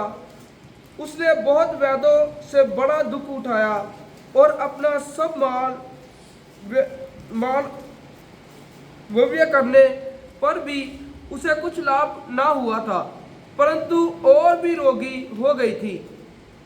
वह यीशु की चर्चा सुनकर भीड़ में उसके पीछे से आई और उसके वस्त्र को छू लिया। ஆமென். ஹalleluya. हालेलुया। முதலாவது ஆபிரகாம் குறித்து பார்த்தோம். तो पहला हमने अब्राहम के बारे में देखा। முதிர வயதில் கர்த்தருடைய சுவார்த்தை கேட்டு அவன் போனனால ஆசீர்வாதத்தை பெற்றுக்கொண்டான். जब वो 75 साल में जब था परमेश्वर से கர்த்தர் बुलाया பெரிய तो ஜாதியாக்கி அவன் ஆசீர்வதித்தார். तो परमेश्वर ने उसे आशीष किया और बड़ी जाति இதுல दी। பாத்தீங்கன்னா ஒரு நோய்வாய்ப்பட்ட ஒரு ஆளை பார்க்கிறோம். तो यहाँ पे क्या है कि एक स्त्री के बारे में पढ़ते 12 हैं வருஷம் பெரும்பாடு உள்ள ஸ்திரீ. जो 12 साल तक उसकी जो परेशानी 12 थी। வருஷம் நிறைய ஆஸ்பத்திரிக்கு போய் ட்ரீட்மெண்ட் எடுத்தும் சரியாகவில்லை. तो 12 साल तक वो अनेक ऐसे जाके अस्पताल में அப்ப அந்த வழியாக இயேசு வருகிறார் என்று கேள்விப்பட்டு लेकिन वहां पे उसको इलाज नहीं रहा। तो लेकिन उसने जब यीशु उस रास्ते पे आ रहा था அவர் வஸ்திரத்தை தொட்டால் சுகமடைவர் விசுவாசித்தார். वो ऐसे विश्वास की अगर हम यीशु के कपड़े को छूंगे तो सही हो जाएगा। அதாவது ஆண்டவர் என் கை மேல கை வச்சு ஜெபம் பண்ணாதான் சுகமாகன்னு விசுவாசிக்கல. तो ऐसा नहीं कि कुछ लोग ऐसे पास लोग ऐसा हाथ रख के प्रार्थना करेंगे तो उसको विश्वास वस्त्रத்தை தொட்டாலே चंगा होगी करके वैसे यकीन नहीं। அவர் वस्त्रத்தை தொட்டாலே போதும் சுகமாகன்னு விசுவாசித்தார். वो ऐसे विश्वास की कि जो यीशु के कपड़े को छू लो तो भी वो चंगा हो जाए। எப்படிப்பட்ட விசுவாசம் பாருங்க. तो ये ऐसे एक विश्वास நம்ம என்ன நினைக்கிறோம்? तो हम क्या सोचते हैं? பெரிய பெரிய பாஸ்டர் தள்ள கை ஜெபம் பண்ணாதான் நம்ம வந்து இதாகும் ஆசீர்வாதமா இருக்க முடியும்னு நினைக்கிறோம். हम ऐसे सोचते हैं कि अगर पास्टर उसका हाथ अपने ऊपर रख के प्रार्थना करेगा तभी हमें आशीष मिलेगा करके सोचते हैं। लेकिन वैसा नहीं। கடுகால விசுவாசம் போதும். थोड़ा जैसे राई की तरह एक विश्वास होने से கடுகு எப்படி தெரியும் உங்களுக்கு எல்லாருக்கும்? तो राई के कितने बड़ी साइज की है आप जानते होंगे। அப்ப அந்த சிறிய அளவு விசுவாசம் உங்களுக்கு இருக்கும் பொழுது वैसे छोटे विश्वास आपके अंदर जब होता அந்த है கடுகுல விசுவாசத்தோடு நீ கேட்கும் பொழுது और उस विश्वास के साथ अगर जब मांगते हैं எல்லா சூழ்நிலையும் மாற்ற ஆண்டவரால முடியும். सारी स्थिति को परमेश्वर बदल सकता है। அப்ப அவ வஸ்திரத்தை தொட்டா சுகமடைவன் என்று விசுவாசித்தாள். और वो उस स्त्री ने परमेश्वर के वस्त्र को छूंगे तो चंगा हो जाएगा எப்படி विश्वास की। எப்படி விசுவாசித்தா சந்தேகப்படாமல் விசுவாசித்தாள் वो कैसे विश्वास की बिना संदेह के साथ विश्वास அந்த 34 வசனம் என்ன சொல்லுது 34 வசனம்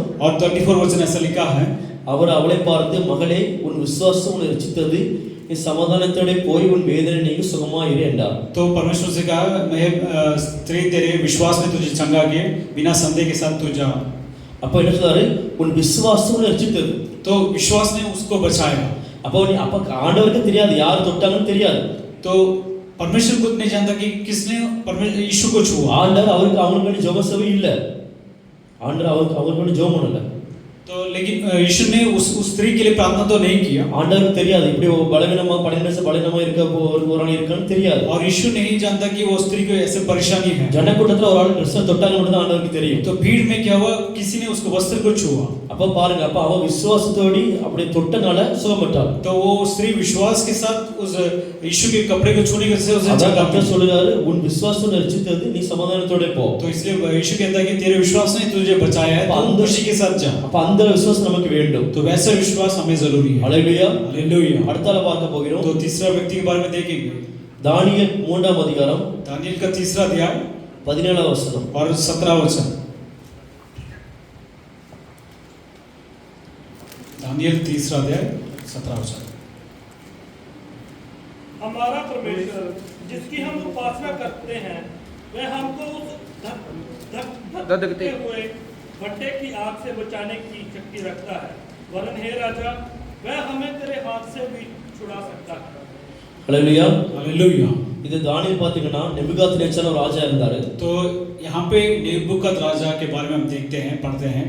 அப்போ என்னன்னா அவர் வந்து அவரை வணங்க வேண்டும்னு சொன்னாரு। तो नेबुकद राजा ने क्या कहा कि मुझे आप लोग पूजा करना है करके कहता है। அப்ப என்ன வணங்க அவங்க வந்து ஆனா சாத்ராக் மேஷக் ஆபேத்நேகோ மூணு பேர் இருந்தார்கள்। तो शद्रक मेशक और अबेदनेगो करके 2-3 व्यक्ति थे। அவங்க என்ன சொன்னாங்க கொண்டு போட்டாலும் நாங்க வணங்க மாட்டோம்। लेकिन उन्होंने क्या कहा कि अगर आप मुझे हमें मार भी डाले लेकिन हम आपका पूजा नहीं நாங்க करेंगे। உண்மையில ஆராதிக்க தேவனை மட்டும் தான் ஆராதிப்போம் உயிரோட தேவனை மட்டும் தான் நாங்க ஆராதிப்போம் சொன்னார்கள்। हम सिर्फ जिंदे परमेश्वर की आराधना करेंगे करके कहा। அதனால என்னாச்சுன்னா நேபுகாத்நேச்சர் கோபப்பட்டாரு அந்த ராஜா। इस वजह से नेबुकद राजा ने क्या किया गुस्से में हुआ। 19 வசனத்துல என்ன சொல்றாருன்னா तो अगला वचन ऐसा लिखा है அதாவது அக்னி சூளையில அவங்க மூணு பேரும் போட வேண்டும்। और वो उसने क्या कहा कि उन तीनों को जो आग में डालने के लिए कहा। அக்னி சூளையை எப்படி போட வேண்டும்னா तो वैसे उन्हें कैसे उस आग में डालना 7 மடங்கு அதிகமாக சூடாக்கும்படி உத்தரவு கொடுத்தார்। जो 7 टाइम जो आग जैसे ज्यादा बड़ा बढ़ती है उस आग में उन 3 लोगों को डालने के लिए राजा ने कहा। நார்மல் ஃபயர்ல நம்மளால போக முடியாது। तो एक साधारण अगर फायर हो जाती तो हम वहां पे रह नहीं அப்ப सकते। 7 மடங்கு சூடு அவங்க ஏத்திருக்காங்க। लेकिन उन्होंने क्या किया 7 गुना और ज्यादा उस आग को बढ़ाया। அப்பதான் அவங்க மூணு பேரும் பயந்து என்ன வணங்குவாங்க। तभी उसने सोचा कि वो डर के मारे मुझे मेरी आराधना करेंगे पूजा करेंगे। ஆனா அவங்க பயப்படல। लेकिन फिर भी वो तीनों ने उससे नहीं डरा। ஏன்னா 100% ஆண்டவர் விசுவாசிச்சாங்க। लेकिन उन्होंने 100% परमेश्वर को ஆண்டவர் विश्वास என்னை किया। காப்பாத்துவார், तो परमेश्वर जरूर मुझे எங்களை बचाएगा காப்பாத்துவார், तो हमें बचाएंगे எங்களை परमेश्वर ஆசீர்வதிப்பார்। और हमें आशीष करेगा। அது மாதிரி அந்த 4 பேரையும் கூட அக்னி சூளையில போட்டார்கள்। तो वैसे वो 7 गुना जो आग में इन तीनों को डाले। வெளிய வரும்போது 4 பேர் வந்தார்கள்। लेकिन जब वो बाहर आए तो वो लोग 4 बनकर आए। கர்த்தர் தேவதூதனை அனுப்பி அவர்களை உயிரோடு காப்பாற்றினார்। तो परमेश्वर ने स्वर्गदूत को भेज के उन्हें रक्षा करके बाहर ஒரு निकाला। சேதம் அணுகவில்லை। तो एक भी ऐसा नुकसान नहीं हुआ उनको। அதன் மூலம் ராஜா ரட்சிக்கப்பட்டு அவர் முழு தேசம் ரட்சிக்கப்பட்டது। तो उसके बाद क्या हुआ सब लोग बदले और वो राजा भी बदला। அப்போ சாத்ராக் மேஷக் ஆபேத்நேகோ எப்படி விசுவாசித்தார்கள்? तो शद्रक मेशक और अबेदनेगो ने कैसे विश्वास किया? முழு நிச்சயமாக விசுவாசித்தார்கள்। अपना पूरे मन से उन्होंने முழு विश्वास மனதோடு விசுவாசித்தார்கள்। पूरे मन से विश्वास किया। என்னை எங்க போட்டாலும் நான் ஆண்டவரின் விசுவாசம் இருப்பேன்। हमें कहीं भी डाल दे लेकिन मैं परमेश्वर पर विश्वास அக்னி रखूंगा। சூளையில போடுங்க, என்னை கொண்டு போடுங்க, आप हमें मार भी डाल दे लेकिन मैं परमेश्वर पर எனக்கு विश्वास கவலை இல்லை। रखूंगा। मुझे कोई परवाह नहीं ஆண்டவர் எங்களை காப்பாத்துவார்। क्योंकि मुझे परमेश्वर அப்ப बचाएगा। அந்த விசுவாசம் நமக்கு வேண்டும்। तो वैसे विश्वास हमें जरूरी நம்ம है। இப்ப டாக்ஸ் கொடுக்க போயிடும் நிறைய இடத்துக்கு। तो हम कई जगह पे टैक्स देने के लिए जाते நிறைய हैं। பிரச்சனை நம்ம அடிக்கலாம், போலீஸ் கேஸ் கொடுக்கலாம்। तो किसी किसी जगह पे क्या होता है कुछ लोग हमें मारते हैं या பயப்படக்கூடாது। पुलिस में पकड़ देते हैं। பயப்படக்கூடாது। लेकिन हमें डरने की நம்மளை जरूरत नहीं காப்பாத்த ஆண்டவர் இருக்கிறார்। क्योंकि हमें रक्षा करने के लिए நம்மளை परमेश्वर है। காக்கிறது உறங்குறதும் இல்லை, தூங்குறதும் இல்லை। क्योंकि हमें जो हमारा रक्षा करता है वो कभी सोता नहीं कभी ऊँघता 24 नहीं। நோக்கி கொண்டே இருக்கிறார்। நம்ம எங்க போனாலும் நோக்கி கொண்டே இருக்கிறார் 24 hours। तो हम कहीं भी जाए 24 आवर्स हमें रक्षा करके So, रखेगा। எல்லா சூழ்நிலையும் காப்பாற்ற ஆண்டவரால முடியும். तो सारे स्थिति में परमेश्वर हमें बचा அந்த सकता है। விசுவாசம் நமக்குள் வேண்டும். तो वैसे विश्वास हमें जरूरी है। சாத்தானுக்கு வச ஆபத்துனதோ எப்படி அவங்க தீசுல போட்டப்ப விசுவாசித்தார்களோ जैसे शद्रक मेशक अबेदनेगो उस आग में डालने के बाद भी उन्होंने அது विश्वास போல किया। விசுவாச போராட்டங்கள் நமக்கு வாழ்க்கையில வரலாம். हमारे जिंदगी में भी ऐसे परेशानी आ सकती है। நமக்கு நம்மளே கர்த்தர் ஒரு சோதனையில போடலாம். तो ऐसी स्थिति हमको भी आ सकता है। நமக்கு ஒரு பாடு வரலாம்.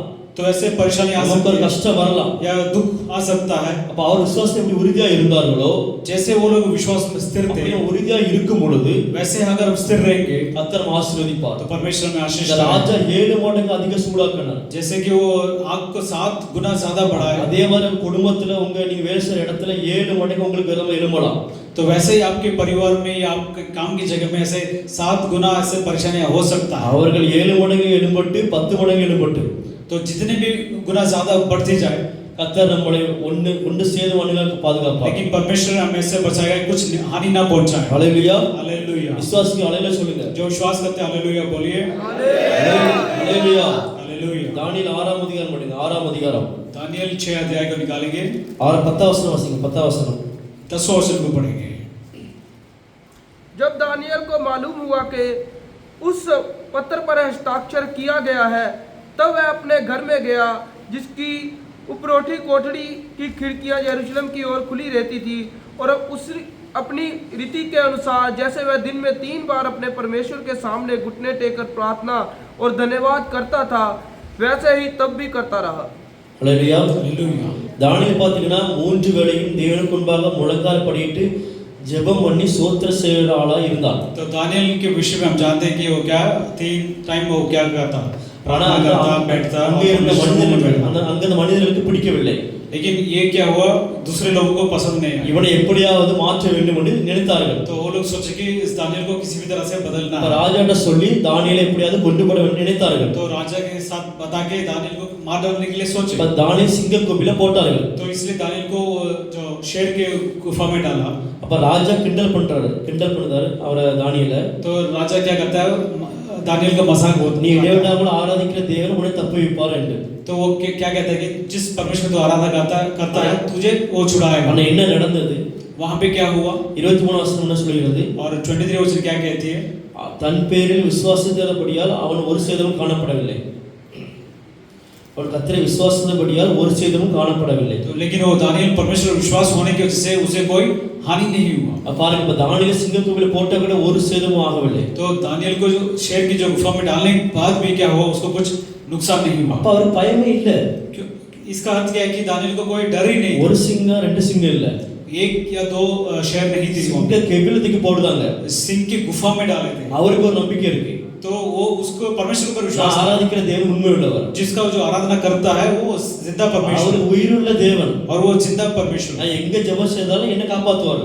जहां भी हम प्रार्थना करेंगे परमेश्वर उसे बचाएगा। சர்ச்சில மட்டும் தான் வந்து காப்பாத்துவார்னு இல்ல. सिर्फ ये नहीं कि कलीसिया में आकर प्रार्थना करेंगे எந்த तो बचाएगा। சூழ்நிலையில எங்க இருந்து ஜெபம் செய்தாலும் என்ன காப்பாத்துவார். हर स्थिति में और कहीं भी हो, किसी भी जगह पर अगर हम प्रार्थना करेंगे तो परमेश्वर जरूर हमें बचाएगा। அவர் ஜெபம் செய்த அங்க வச்சு जैसे कि वो गुफा में बैठ के प्रार्थना किया था, அப்ப அந்த விசுவாசத்தை பார்த்து கர்த்தர் விடுவித்தார். तो परमेश्वर ने उसके विश्वास को देख के उसे छुड़ाया। ஹalleluya. हालेलुया। நீங்க எங்க வேணா இருக்கலாம், எந்த சூழ்நிலையில இருக்கலாம். तो ऐसे ही आप भी कहीं भी स्थिति मतलब हो सकते हैं, किसी भी सिचुएशन தானியேல் போல में। விசுவாசத்தோட ஜெபம் செய்யும் பொழுது लेकिन जब दानियेल के साथ दानियेल के जैसे आप विश्वास के साथ प्रार्थना करेंगे, இப்படி சிங்கக்கவிலிருந்து காப்பாத்தினாரோ जैसे कि सिंह के गुफा से कैसे परमेश्वर அது से மாதிரி बचाया, காப்பாத்துவார். वैसे आपको भी बचाएंगे। இவ்வளவு நேரம் நாம பார்த்தோம். तो इतनी देर तक हमने देखा, ஆபிரகாம் பார்த்தோம், पहला अब्राहम के बारे में देखा, பெரும்பாடுள்ள ஸ்திரியை और பார்த்தோம், उस स्त्री के बारे में पढ़ा, சாத்ராக் மேஷாக் ஆபேத்நேகோ பத்தி பார்த்தோம், और शद्रक मेशक और अबेदनेगो के बारे में देखा, தானியேலை பார்த்தோம். और दानियेल के विषय में देखा।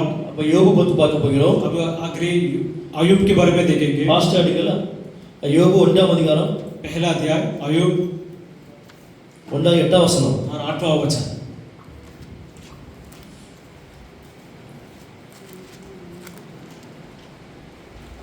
यहोवा ने शैतान से पूछा, क्या तूने मेरे दास अय्यूब पर ध्यान दिया है, क्योंकि उसके तुल्य खरा और सीधा और मेरा भय मानने वाला और बुराई से दूर रहने वाला मनुष्य और कोई नहीं है। அவன் யோபு பாத்தீங்கன்னா तो यहाँ पे अय्यूब के बारे में देखते அவரை हैं, போல உத்தமன் இல்லை.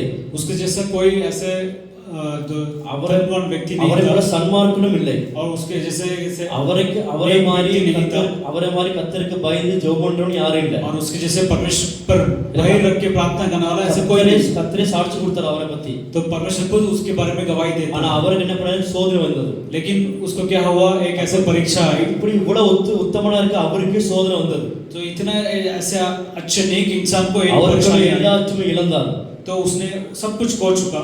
ஆனா 22 வசனம் சொல்லும்போது 22 வசனம், तो 22 वचन ऐसा लिखा है, இவை எல்லாவற்றிலும் யோபு பாவம் செய்யவில்லை, தேவனை பற்றி குறை சொல்லவில்லை. लेकिन फिर भी अय्यूब ने पाप नहीं किया और परमेश्वर पर दोष नहीं लगाया. அப்ப நம்ம என்ன நினைப்போம், तो हम क्या सोचेंगे, நம்ம ஒன்னு இழந்துட்டோம்னா கர்த்தரை குறை சொல்லுவோம். अगर हम किसी चीज को खो जाते तो हम परमेश्वर पर दोष ஆனா करते. எல்லாம் இழந்துட்டு நடுத்தருல வந்த போதும் அவன் குறை சொல்லவில்லை. तो लेकिन जब अय्यूब सब कुछ खोने के बाद भी जब वो सड़क पर आ गया, फिर भी उसने परमेश्वर पर दोष नहीं लगाया. நிர்வாணியா என் தாய் கர்ப்பத்தில் வந்து நிர்வாணியா போவேன் என்று சொன்னார். तो उसने क्या कहा कि मैं नंगा माँ के कोख से आया और मैं नंगा ही जाने वाला हूँ, ऐसे करके कहा. நம்ம நிர்வாணியா வந்தோம் நம்ம தாயின் வயிற்றில இருந்து. तो वैसे ही हम भी जब अपने माँ के कोख से जब बाहर நம்ம என்ன சேர்த்து வச்சாலும் நம்ம नंगे ही आए. நம்ம என்ன சேர்த்து வச்சாலும் போகும்போது ஒண்ணு கொண்டு போறது இல்ல. तो जितने भी हम संपत्ति यहाँ पे इकट्ठा करके रखेंगे भी जाने के टाइम पर हम कुछ लेके नहीं जा सकते. யோபு 42 அதிகாரம் 2 வசனம் சொல்கிறது. तो अय्यूब का 42 अध्याय और யோபு எப்படி விசுவாசித்தார் பாத்தீங்கன்னா, தேவரீர் சகலத்தையும் செய்ய வல்லவர், நீ செய்ய நினைத்து தடைப்படாது என்பதை அறிந்திருக்கிறேன். तो अय्यूब को 42 का सेकंड दूसरा वचन से क्या है कि लिखा है कि परमेश्वर आपसे सब कुछ कर सकता है, ऐसा नहीं कि आपसे कुछ नहीं हो. पढ़िए 42 का सेकंड. मैं जानता हूँ कि तू सब कुछ कर सकता है और तेरी युक्तियों में से कोई रुक नहीं सकती. ஹல்லேலூயா. हालेलुया. அப்ப தேவரீர் சகலத்தை செய்ய வல்லவர் என்று விசுவாசித்தார். तो विश्वास अय्यूब ने विश्वास किया कि परमेश्वर सब कुछ कर सकता है. நீங்க செய்ய நினைத்தது ஒன்றே வாழ்க்கையில தடைப்படாதுன்னு அறிந்திருந்தார். तो वो जानता था कि वो जो भी परमेश्वर उसके लिए रखा है वो कभी रोक नहीं सकते. நம்ம அதே மாதிரி நினைக்க வேண்டும். तो वैसे ही हमको भी सोचना चाहिए. கர்த்தர் ஒருபோதும் கைவிட மாட்டார். तो परमेश्वर हमें कभी नहीं छोड़ेगा. அவரின் வாழ்க்கையில் செய்ய நினைத்த ஒருபோதும் தடைப்படாது. और जो हमारी जिंदगी में करने जा रहे हैं वो कभी रोक नहीं सकता. 100% விசுவாசிக்கும் பொழுது जब आप 100% विश्वास வாழ்க்கையில ஒன்று தடைப்படாது. तो आपके जीवन में कोई रोक नहीं सकता. யோபு கர்த்தர் எப்படி ஆசீர்வதித்தார் என்றால், तो अय्यूब को कैसे परमेश्वर ने आशीष किया. 12 வசனம் சொல்கிறது, கர்த்தர் யோபின் முன்னிலைமை பார்க்கிலும் அவன் பின்னிலைமை 2 மடங்கு ஆசீர்வதித்தார். तो उसी अध्याय में 12 वचन से लिखा है कि परमेश्वर पहले से बढ़कर उसे परमेश्वर 2 भाग की आशीष दी. இப்ப 2 மடங்கு ஆசீர்வாதம் உங்களுக்கு வேணும்னா, अगर आपकी 2 भाग की आशीष की जरूरत है तो யோபு மாதிரி விசுவாசத்துல உறுதியா இருக்கணும். अय्यूब की तरह आपको विश्वास में स्थिर रहना चाहिए. எல்லாம் இழந்துட்டு நெடுத்தருல இருந்தாலும், आप सब कुछ खोने के बाद भी अगर रास्ते सड़क पर आ चुके ஒண்ணுமே இல்லாம இருந்தாலும், ஈவன் நமக்கு சாப்பாடு இல்லாம இருந்தாலும், या खाने को भी नहीं हो तो भी, விசுவாசத்துல உறுதியா இருக்கும் பொழுது लेकिन जब विश्वास में स्थिर रहेंगे கர்த்தர் உங்களை ஆசீர்வதிப்பார். परमेश्वर आपका आशीष ஆளு करेगा. ஒரு மடங்கு இல்ல, तो सिर्फ एक भाग की 2 आशीष மடங்கு नहीं, ஆசீர்வாதத்தை வளர 2 भाग की आशीष आपको मिलेगी. ஹalleluya. அது ஃபாஸ்ட் வாசிங்க ரோமர் 10:11. तो रोमियो का 10वां अध्याय उसमें 12 वचन 11 वचन 10वां अध्याय में 11 वचन रोमियो. क्योंकि पवित्र शास्त्र ये कहता है कि जो कोई उस पर विश्वास करे वह लज्जित न हो. ஆமென். ஹalleluya. हालेलुया. அவரை விசுவாசிக்கிறவன் எவனோ அவன் வெட்கப்படுவதில்லை என்று வேதம் சொல்லுகிறது. जो विश्वास करेगा उसको लज्जित नहीं होगा करके वचन कहता நமக்கு है. வேதம் என்ன சொல்லுகிறது? तो वचन क्या कह रही है? அவரை விசுவாசிக்கிறவன் வெட்கப்படுவதில்லை. जो विश्वास करेगा वो कभी लज्जित नहीं அப்ப होगा. நம்ம ஒருபோதும் வெட்கப்படுவதில்லை. तो हम कभी भी ऐसे लज्जित नहीं செய்ய होंगे. வேண்டியது ஒண்ணே ஒண்ணு, तो सिर्फ हम एक चीज की करना है, விசுவாசிக்க வேண்டும். सिर्फ विश्वास करना चाहिए. சந்தேகப்படாமல் விசுவாசிக்க வேண்டும். बिना संदेह के साथ विश्वास முழு करना, மனதோடு விசுவாசிக்க வேண்டும். पूरे दिल से विश्वास करना चाहिए. விசுவாசிக்கும் பொழுது जब विश्वास करने के நம்மளை समय ஒருபோதும் வெட்கப்படுத்துற தேவன் இல்லை. तो हमें परमेश्वर शर्मिंदा नहीं होने देगा. நான் 6 பேரை சொன்னேன். तो मैंने 6 व्यक्तियों के நான் बारे 6 में, பேரை பேசவில்லை, लेकिन मैंने पूरा नहीं 5 किया, பேரை பத்தி நான் பேசினேன். सिर्फ 5 व्यक्ति के बारे में किया. சமயம் முடிந்து விட்டது. तो समय पूरे होने के ஃபர்ஸ்ட் बाद ஆபிரகாம் குறித்து பார்த்தோம், पहला अब्राहम के बारे में देखा, பெரும்பாலான ஸ்திரியை பத்தி और பார்த்தோம், दूसरा स्त्री के बारे में पढ़ा, சாத்ராக் மேஷாக் ஆபேத்நேகோ குறித்து பார்த்தோம், और शद्रक मेशक अबेदनगो के बारे में पढ़ा, தானியேல் குறித்து பார்த்தோம், और दानियेल के विषय में पढ़ा, யோபு குறித்து பார்த்தோம். और अय्यूब के बारे में இது पढ़ा. 5 பேரை குறித்து பார்த்தோம். तो ये 5 व्यक्ति के बारे में ஆறாவது டைம் இல்லை. तो ये 6 व्यक्ति में நான் இப்போ पढ़ने के लिए समय கடைசி नहीं. ஒரு வசனம் சொல்லி முடிக்கிறேன். तो आखिरी एक क्वेश्चन, இந்த 5 பேரும் எப்படி விசுவாச உறுதியா இருந்தார்கள்? तो ये 5 व्यक्ति कैसे विश्वास में स्थिर அந்த थे? விசுவாசம் நமக்கு வேண்டும். तो वैसे विश्वास हमको அந்த जरूरी है. 100% விசுவாசம் நமக்கு வேண்டும். वैसे 100% विश्वास होना चाहिए. சந்தேகப்படாத விசுவாசத்தோடு இருந்தா மட்டும் தான் நம்ம ஆசீர்வாதத்தை பெற்றுக்கொள்ள முடியும். बिना संदेह के साथ विश्वास करेंगे तभी हम आशीष को पाएंगे. சந்தேகத்தோடு நம்ம ஜெபம் பண்ணும்போது அது கேட்கப்பட மாட்டாது. संदेह के साथ प्रार्थना करेंगे तो हम नहीं. கடைசியாக ஒரு வசனம் சொல்கிறேன். तो आखिरी एक वचन 1 தீமோத்தேயு 6:10-12 1 तीमुथियुस 6 अध्याय उसमें 10वां वचन 1 தீமோத்தேயு 6:10-11 1 तीमुथियुस 6 अध्याय और 10 और 11 10 11 12 क्योंकि रुपये का लोभ सब प्रकार की बुराइयों की जड़ है, जिसे प्राप्त करने का प्रयत्न करते हुए बहुतों ने विश्वास से भटक कर अपने आप को नाना प्रकार के दुखों से छलनी बना लिया है। पर हे परमेश्वर के जन, तू इन बातों से भाग और धर्म, भक्ति, विश्वास, प्रेम, धीरज और नम्रता का पीछा कर। विश्वास की अच्छी कुश्ती लड़ और उस अनंत जीवन को धर ले जिसके लिए तू बुलाया गया है। ஹalleluya. பத்தாவசனம் என்ன சொல்கிறது? 10वां वचन क्या कह रही है? பண ஆசை எல்லா தீமைக்கு வேர் அரைக்கிறது. पैसा क्या है? सब चीजों का जड़ है, सब पापों का जड़ है. விசுவாசத்தை விட்டு வழி விலகிறார்கள். तो अनेक लोग ऐसे विश्वास से भटक गए. அப்படி வலை விழுகி और भटकने के बाद அந்த பல சோதனைக்குள்ளாக போகிறார்கள். तो अनेक प्रकार के दुख में वो गिरे. இப்ப நமக்கு ஒரு சைக்கிள் வேணும், ஒரு பைக் வேணும் வச்சா, अगर हमें कुछ साइकिल या बाइक की जरूरत है இப்ப எனக்கு காசு இருக்குன்னு வைங்க, और मेरे पास पैसा है, நான் அதை கொடுத்து வாங்கிடுவேன். मैं क्या करूंगा? जाके அப்படி खरीद எனக்கு लूं. காசு என்ன பண்ணுவேன்? लेकिन बिना अगर मेरे पास पैसा नहीं तो हम क्या करेंगे? சைக்கிள் வேணும், அது காசு என்ன இருந்தா நான் வாங்கிடுவேன். अगर मेरे पास पैसा है तो हम क्या करेंगे? बाइक या ஆனா என்ன சைக்கிள் பைசா இல்ல நான் என்ன பண்ணுவேன்? लेकिन मेरे पास पैसा नहीं है तो நான் என்ன பண்ணுவேன்? உபவாசம் ஜெபம் பண்ணுவேன். मैं क्या करूंगा? उपवास करके சைக்கிள் प्रार्थना வேணும் करूंगा. வேணும் ஜெபம் பண்ணுவேன். तो हम ऐसे उपवास करके प्रार्थना அது करूंगा. பத்து परमेश्वर मुझे साइकिल की வசனம் जरूरत है. சொல்கிறது, பணம் வந்தா எல்லாரும் வழி விலகிப்பாங்க விசுவாசத்தை விட்டு. लेकिन वचन कह रही है कि अगर पैसा किसी के पास आ जाए तो क्या हो जाता है? विश्वास से हट जाता है. பணம் இருந்தாலும் இல்லாவிட்டாலும் अगर पैसा हो या नहीं हो, விசுவாசம் உறுதியா இருக்க வேண்டும். लेकिन विश्वास में स्थिर होना அத चाहिए. 11 வசனம் சொல்கிறது, इसलिए वो 14 वचन से लिखा है. நீயோ தேவனுடைய மனுஷனே இவைகளை விட்டு ஓடி, तो ये सारी चीजों को अगर आप छोड़ के அதாவது निकलेंगे, உலகத்துக்கு ஆசீர்வாதத்தை விட்டு ஓடி ये संसार की आशीषों को छोड़ के நீதியையும் தேவ பக்தியும் விசுவாசத்தையும் அன்பையும் பொறுமையும் சாந்த குணத்தையும் அடைமுடி நாடு. लेकिन उन्होंने क्या किया? विश्वास, धीरज और प्यार को उन्होंने क्या किया? अपनाया. அப்படி இவைகளெல்லாம் விசுவாசத்தோடு அன்பையும் எல்லாம் தேடி நீ நாடி ஓடும் பொழுது जब हम ये सारी चीजों को हम प्यास से अगर हम 12 दौड़े, வசனம் சொல்கிறது, 12 वचन से लिखा है, விசுவாசத்தை நல்ல போராட்டத்தை போராடினேன், तो अच्छे विश्वास के साथ मैं दौड़ நித்திய दौड़ा ஜீவனை பெற்றுக்கொண்டேன். और अनंत जीवन को मैंने அப்ப प्राप्त நித்திய किया. ஜீவனை பெற்றுக்கொள்ள வேண்டும் என்றால், अगर हम अनंत जीवन को प्राप्त करना है तो நம்முடைய வாழ்க்கையை நல்ல போராட்டத்தை முடிக்க வேண்டும் என்றால், हमारे जीवन और हमारे जो जो दौड़ दौड़ को- अच्छी दौड़ को तो अगर विश्वास से अंत उन्नति करना है, करना है। विश्वास में स्थिर रहना चाहिए. எவ்வளவு பணம் வந்தாலும் சரி, எவ்வளவு ஆசீர்வாதம் வந்தாலும் சரி, जितने भी पैसा हो या आशीष हो, நம்ம இரு மனோர்களாக மாறக்கூடாது. हमें दो मन व्यक्ति जैसा नहीं होना ஒரே चाहिए. மனோர்களாக இருக்க வேண்டும். सिर्फ एक मन व्यक्ति होना है. கர்த்தர் நம்ம ஆசீர்வதித்தால் ஆசீர்வதிக்காவிட்டாலும் परमेश्वर हमें आशीष करे या नहीं करे, விசுவாசத்தில் உறுதியா இருக்க வேண்டும். विश्वास में स्थिर நம்முடைய होना चाहिए. வாழ்க்கையில் விசுவாச போராட்டம் வரலாம். अनेक ऐसे परेशानी आ सकती है. சீசர்கள் கர்த்தர் கூட படகுல போனார்கள். जैसे कि परमेश्वर यीशु के चेले காற்று साथ जहाज में காற்று गए. அடித்தது, படகு ஆடியது, மழை பெய்கிறது. जब बहुत बड़ी हवा आई और बारिश हुआ சீசர்கள் சொல்றாங்க, கர்த்தர் ஆண்டவர் நாங்க சாக போகிறோம்.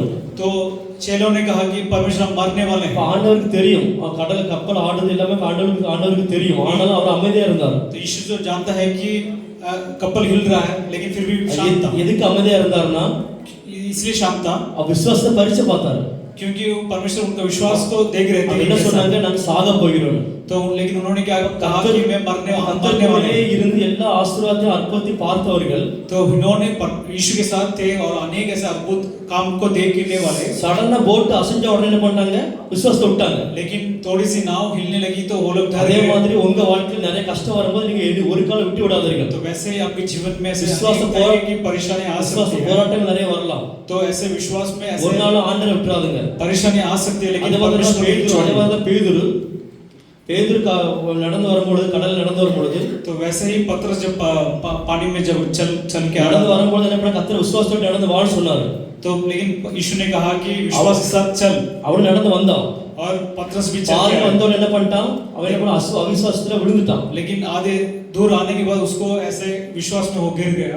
ஆண்டவர் வர சொன்னாரு, लेकिन यीशु ने कहा कि चल गया, ஆண்டவர் விசுவாசம் கடல்ல இறங்கணும். तो विश्वास के साथ ही वो समुद्र पर பாதி उतरा। வந்தவன் என்ன பண்ணிட்டான், அவன் அவிசுவாசம் போயிடுச்சு. लेकिन आधे दूर आने के बाद उसको विश्वास डर के वजह से दूर हो गया। நம்ம விசுவாசத்துல வந்து இறங்குவோம், तो वैसे ही हम भी विश्वास விசுவாசத்துல உறுதியா இருப்போம். उतरेंगे, लेकिन ஆனா கஷ்டம் வரும்போது நம்ம வழி விலகிடும். लेकिन परेशानी आने पर क्या होता है, அப்படி ஒரு विश्वास से हट जाते ஒரு हैं। இருக்கக்கூடாது. ஆமென். वैसा नहीं होना चाहिए। அல்லேலூயா. हालेलुया। ஒரு விசுவாசம் உறுதியா இருக்கும் பொழுது तो विश्वास में अगर स्थिर கர்த்தர் रहेंगे, நம்மளை ஆசீர்வதிப்பார். परमेश्वर हमें आशीष करेगा। இவ்வளவு நேரம் விசுவாசம் குறித்து பார்த்தோம், तो इतना समय हम विश्वास के बारे में ஆபிரகாம் குறித்து பார்த்தோம், अब्राहम के बारे में देखा பெரும்பாலும் ஸ்திரியை குறித்து பார்த்தோம், और स्त्री के बारे में पढ़ा, சாத்ராக் ஆபேத்நேகோ குறித்து பார்த்தோம், शाद्रक मेशक और अबेदनगो के बारे में पढ़ा, தானியேல் குறித்து பார்த்தோம், दानियेल के बारे में पढ़ा, யோபு குறித்து பார்த்தோம். और अय्यूब के बारे में पढ़ा। இந்த அஞ்சு பேர் விசுவாச உறுதியா இருந்தார்கள். तो ये सारे लोग विश्वास में स्थिर थे கர்த்தர் அதிகமா ஆசீர்வதித்தார். और परमेश्वर ने ज्यादा आशीष से भरा। கர்த்தர் நம்மளை ஆசீர்வதிக்க வல்லவரா இருக்கிறார். तो वैसे ही परमेश्वर हमें भी आशीष கர்த்தர் कर நம்மளை सकता है। ஆசீர்வதிக்க வெயிட் பண்ணிட்டு இருக்காரு. तो परमेश्वर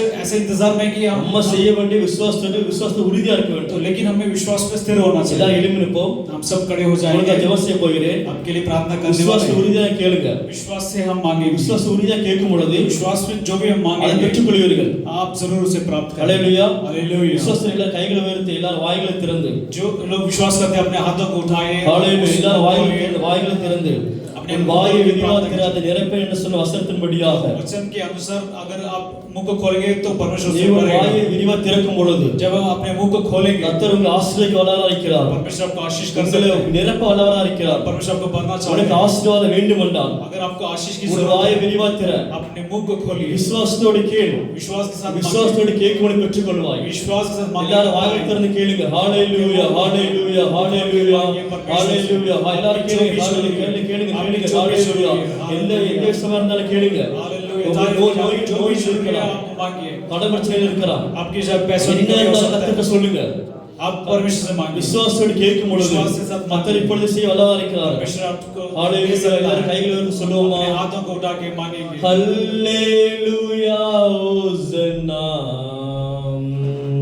ஹalleluya ஹோசன்னா ஹalleluya ஹோசன்னா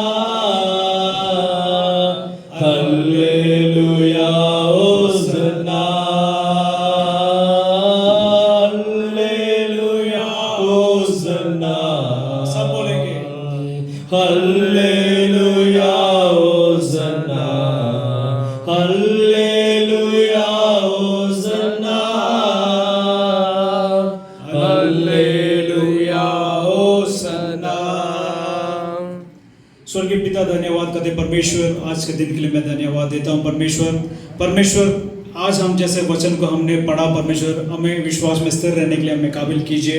विश्वास में हम खड़े रहें परमेश्वर, हम जो भी मांगे बिना संदेह के साथ आपको आपसे हम मांगे परमेश्वर, और हम विश्वास करेंगे जो भी हम मांगेंगे हम सब कुछ हमें मिल सकता है परमेश्वर। इस वचन को आशीष कीजिए, और यहाँ पे आए हुए भाई बहनों के लिए मैं प्रार्थना करता हूँ, उन्हें आशीष कीजिए, वो जो भी मांगते हैं परमेश्वर उसे पूरा कीजिए। खास तौर से रूबन भाई को आपके हाथ में देते हैं, उन्हें आशीष कीजिए, उनकी हेल्थ की अच्छी देने के लिए मैं प्रार्थना करता हूँ, जल्द से जल्द चंगा कीजिए, वचन को आशीष कीजिए, उनके परिवार को आशीष कीजिए। सारे हाथों को आपके हाथ में समर्पण करते हैं, यीशु मसीह के नाम से मांगते हैं, आमीन आमीन आमीन।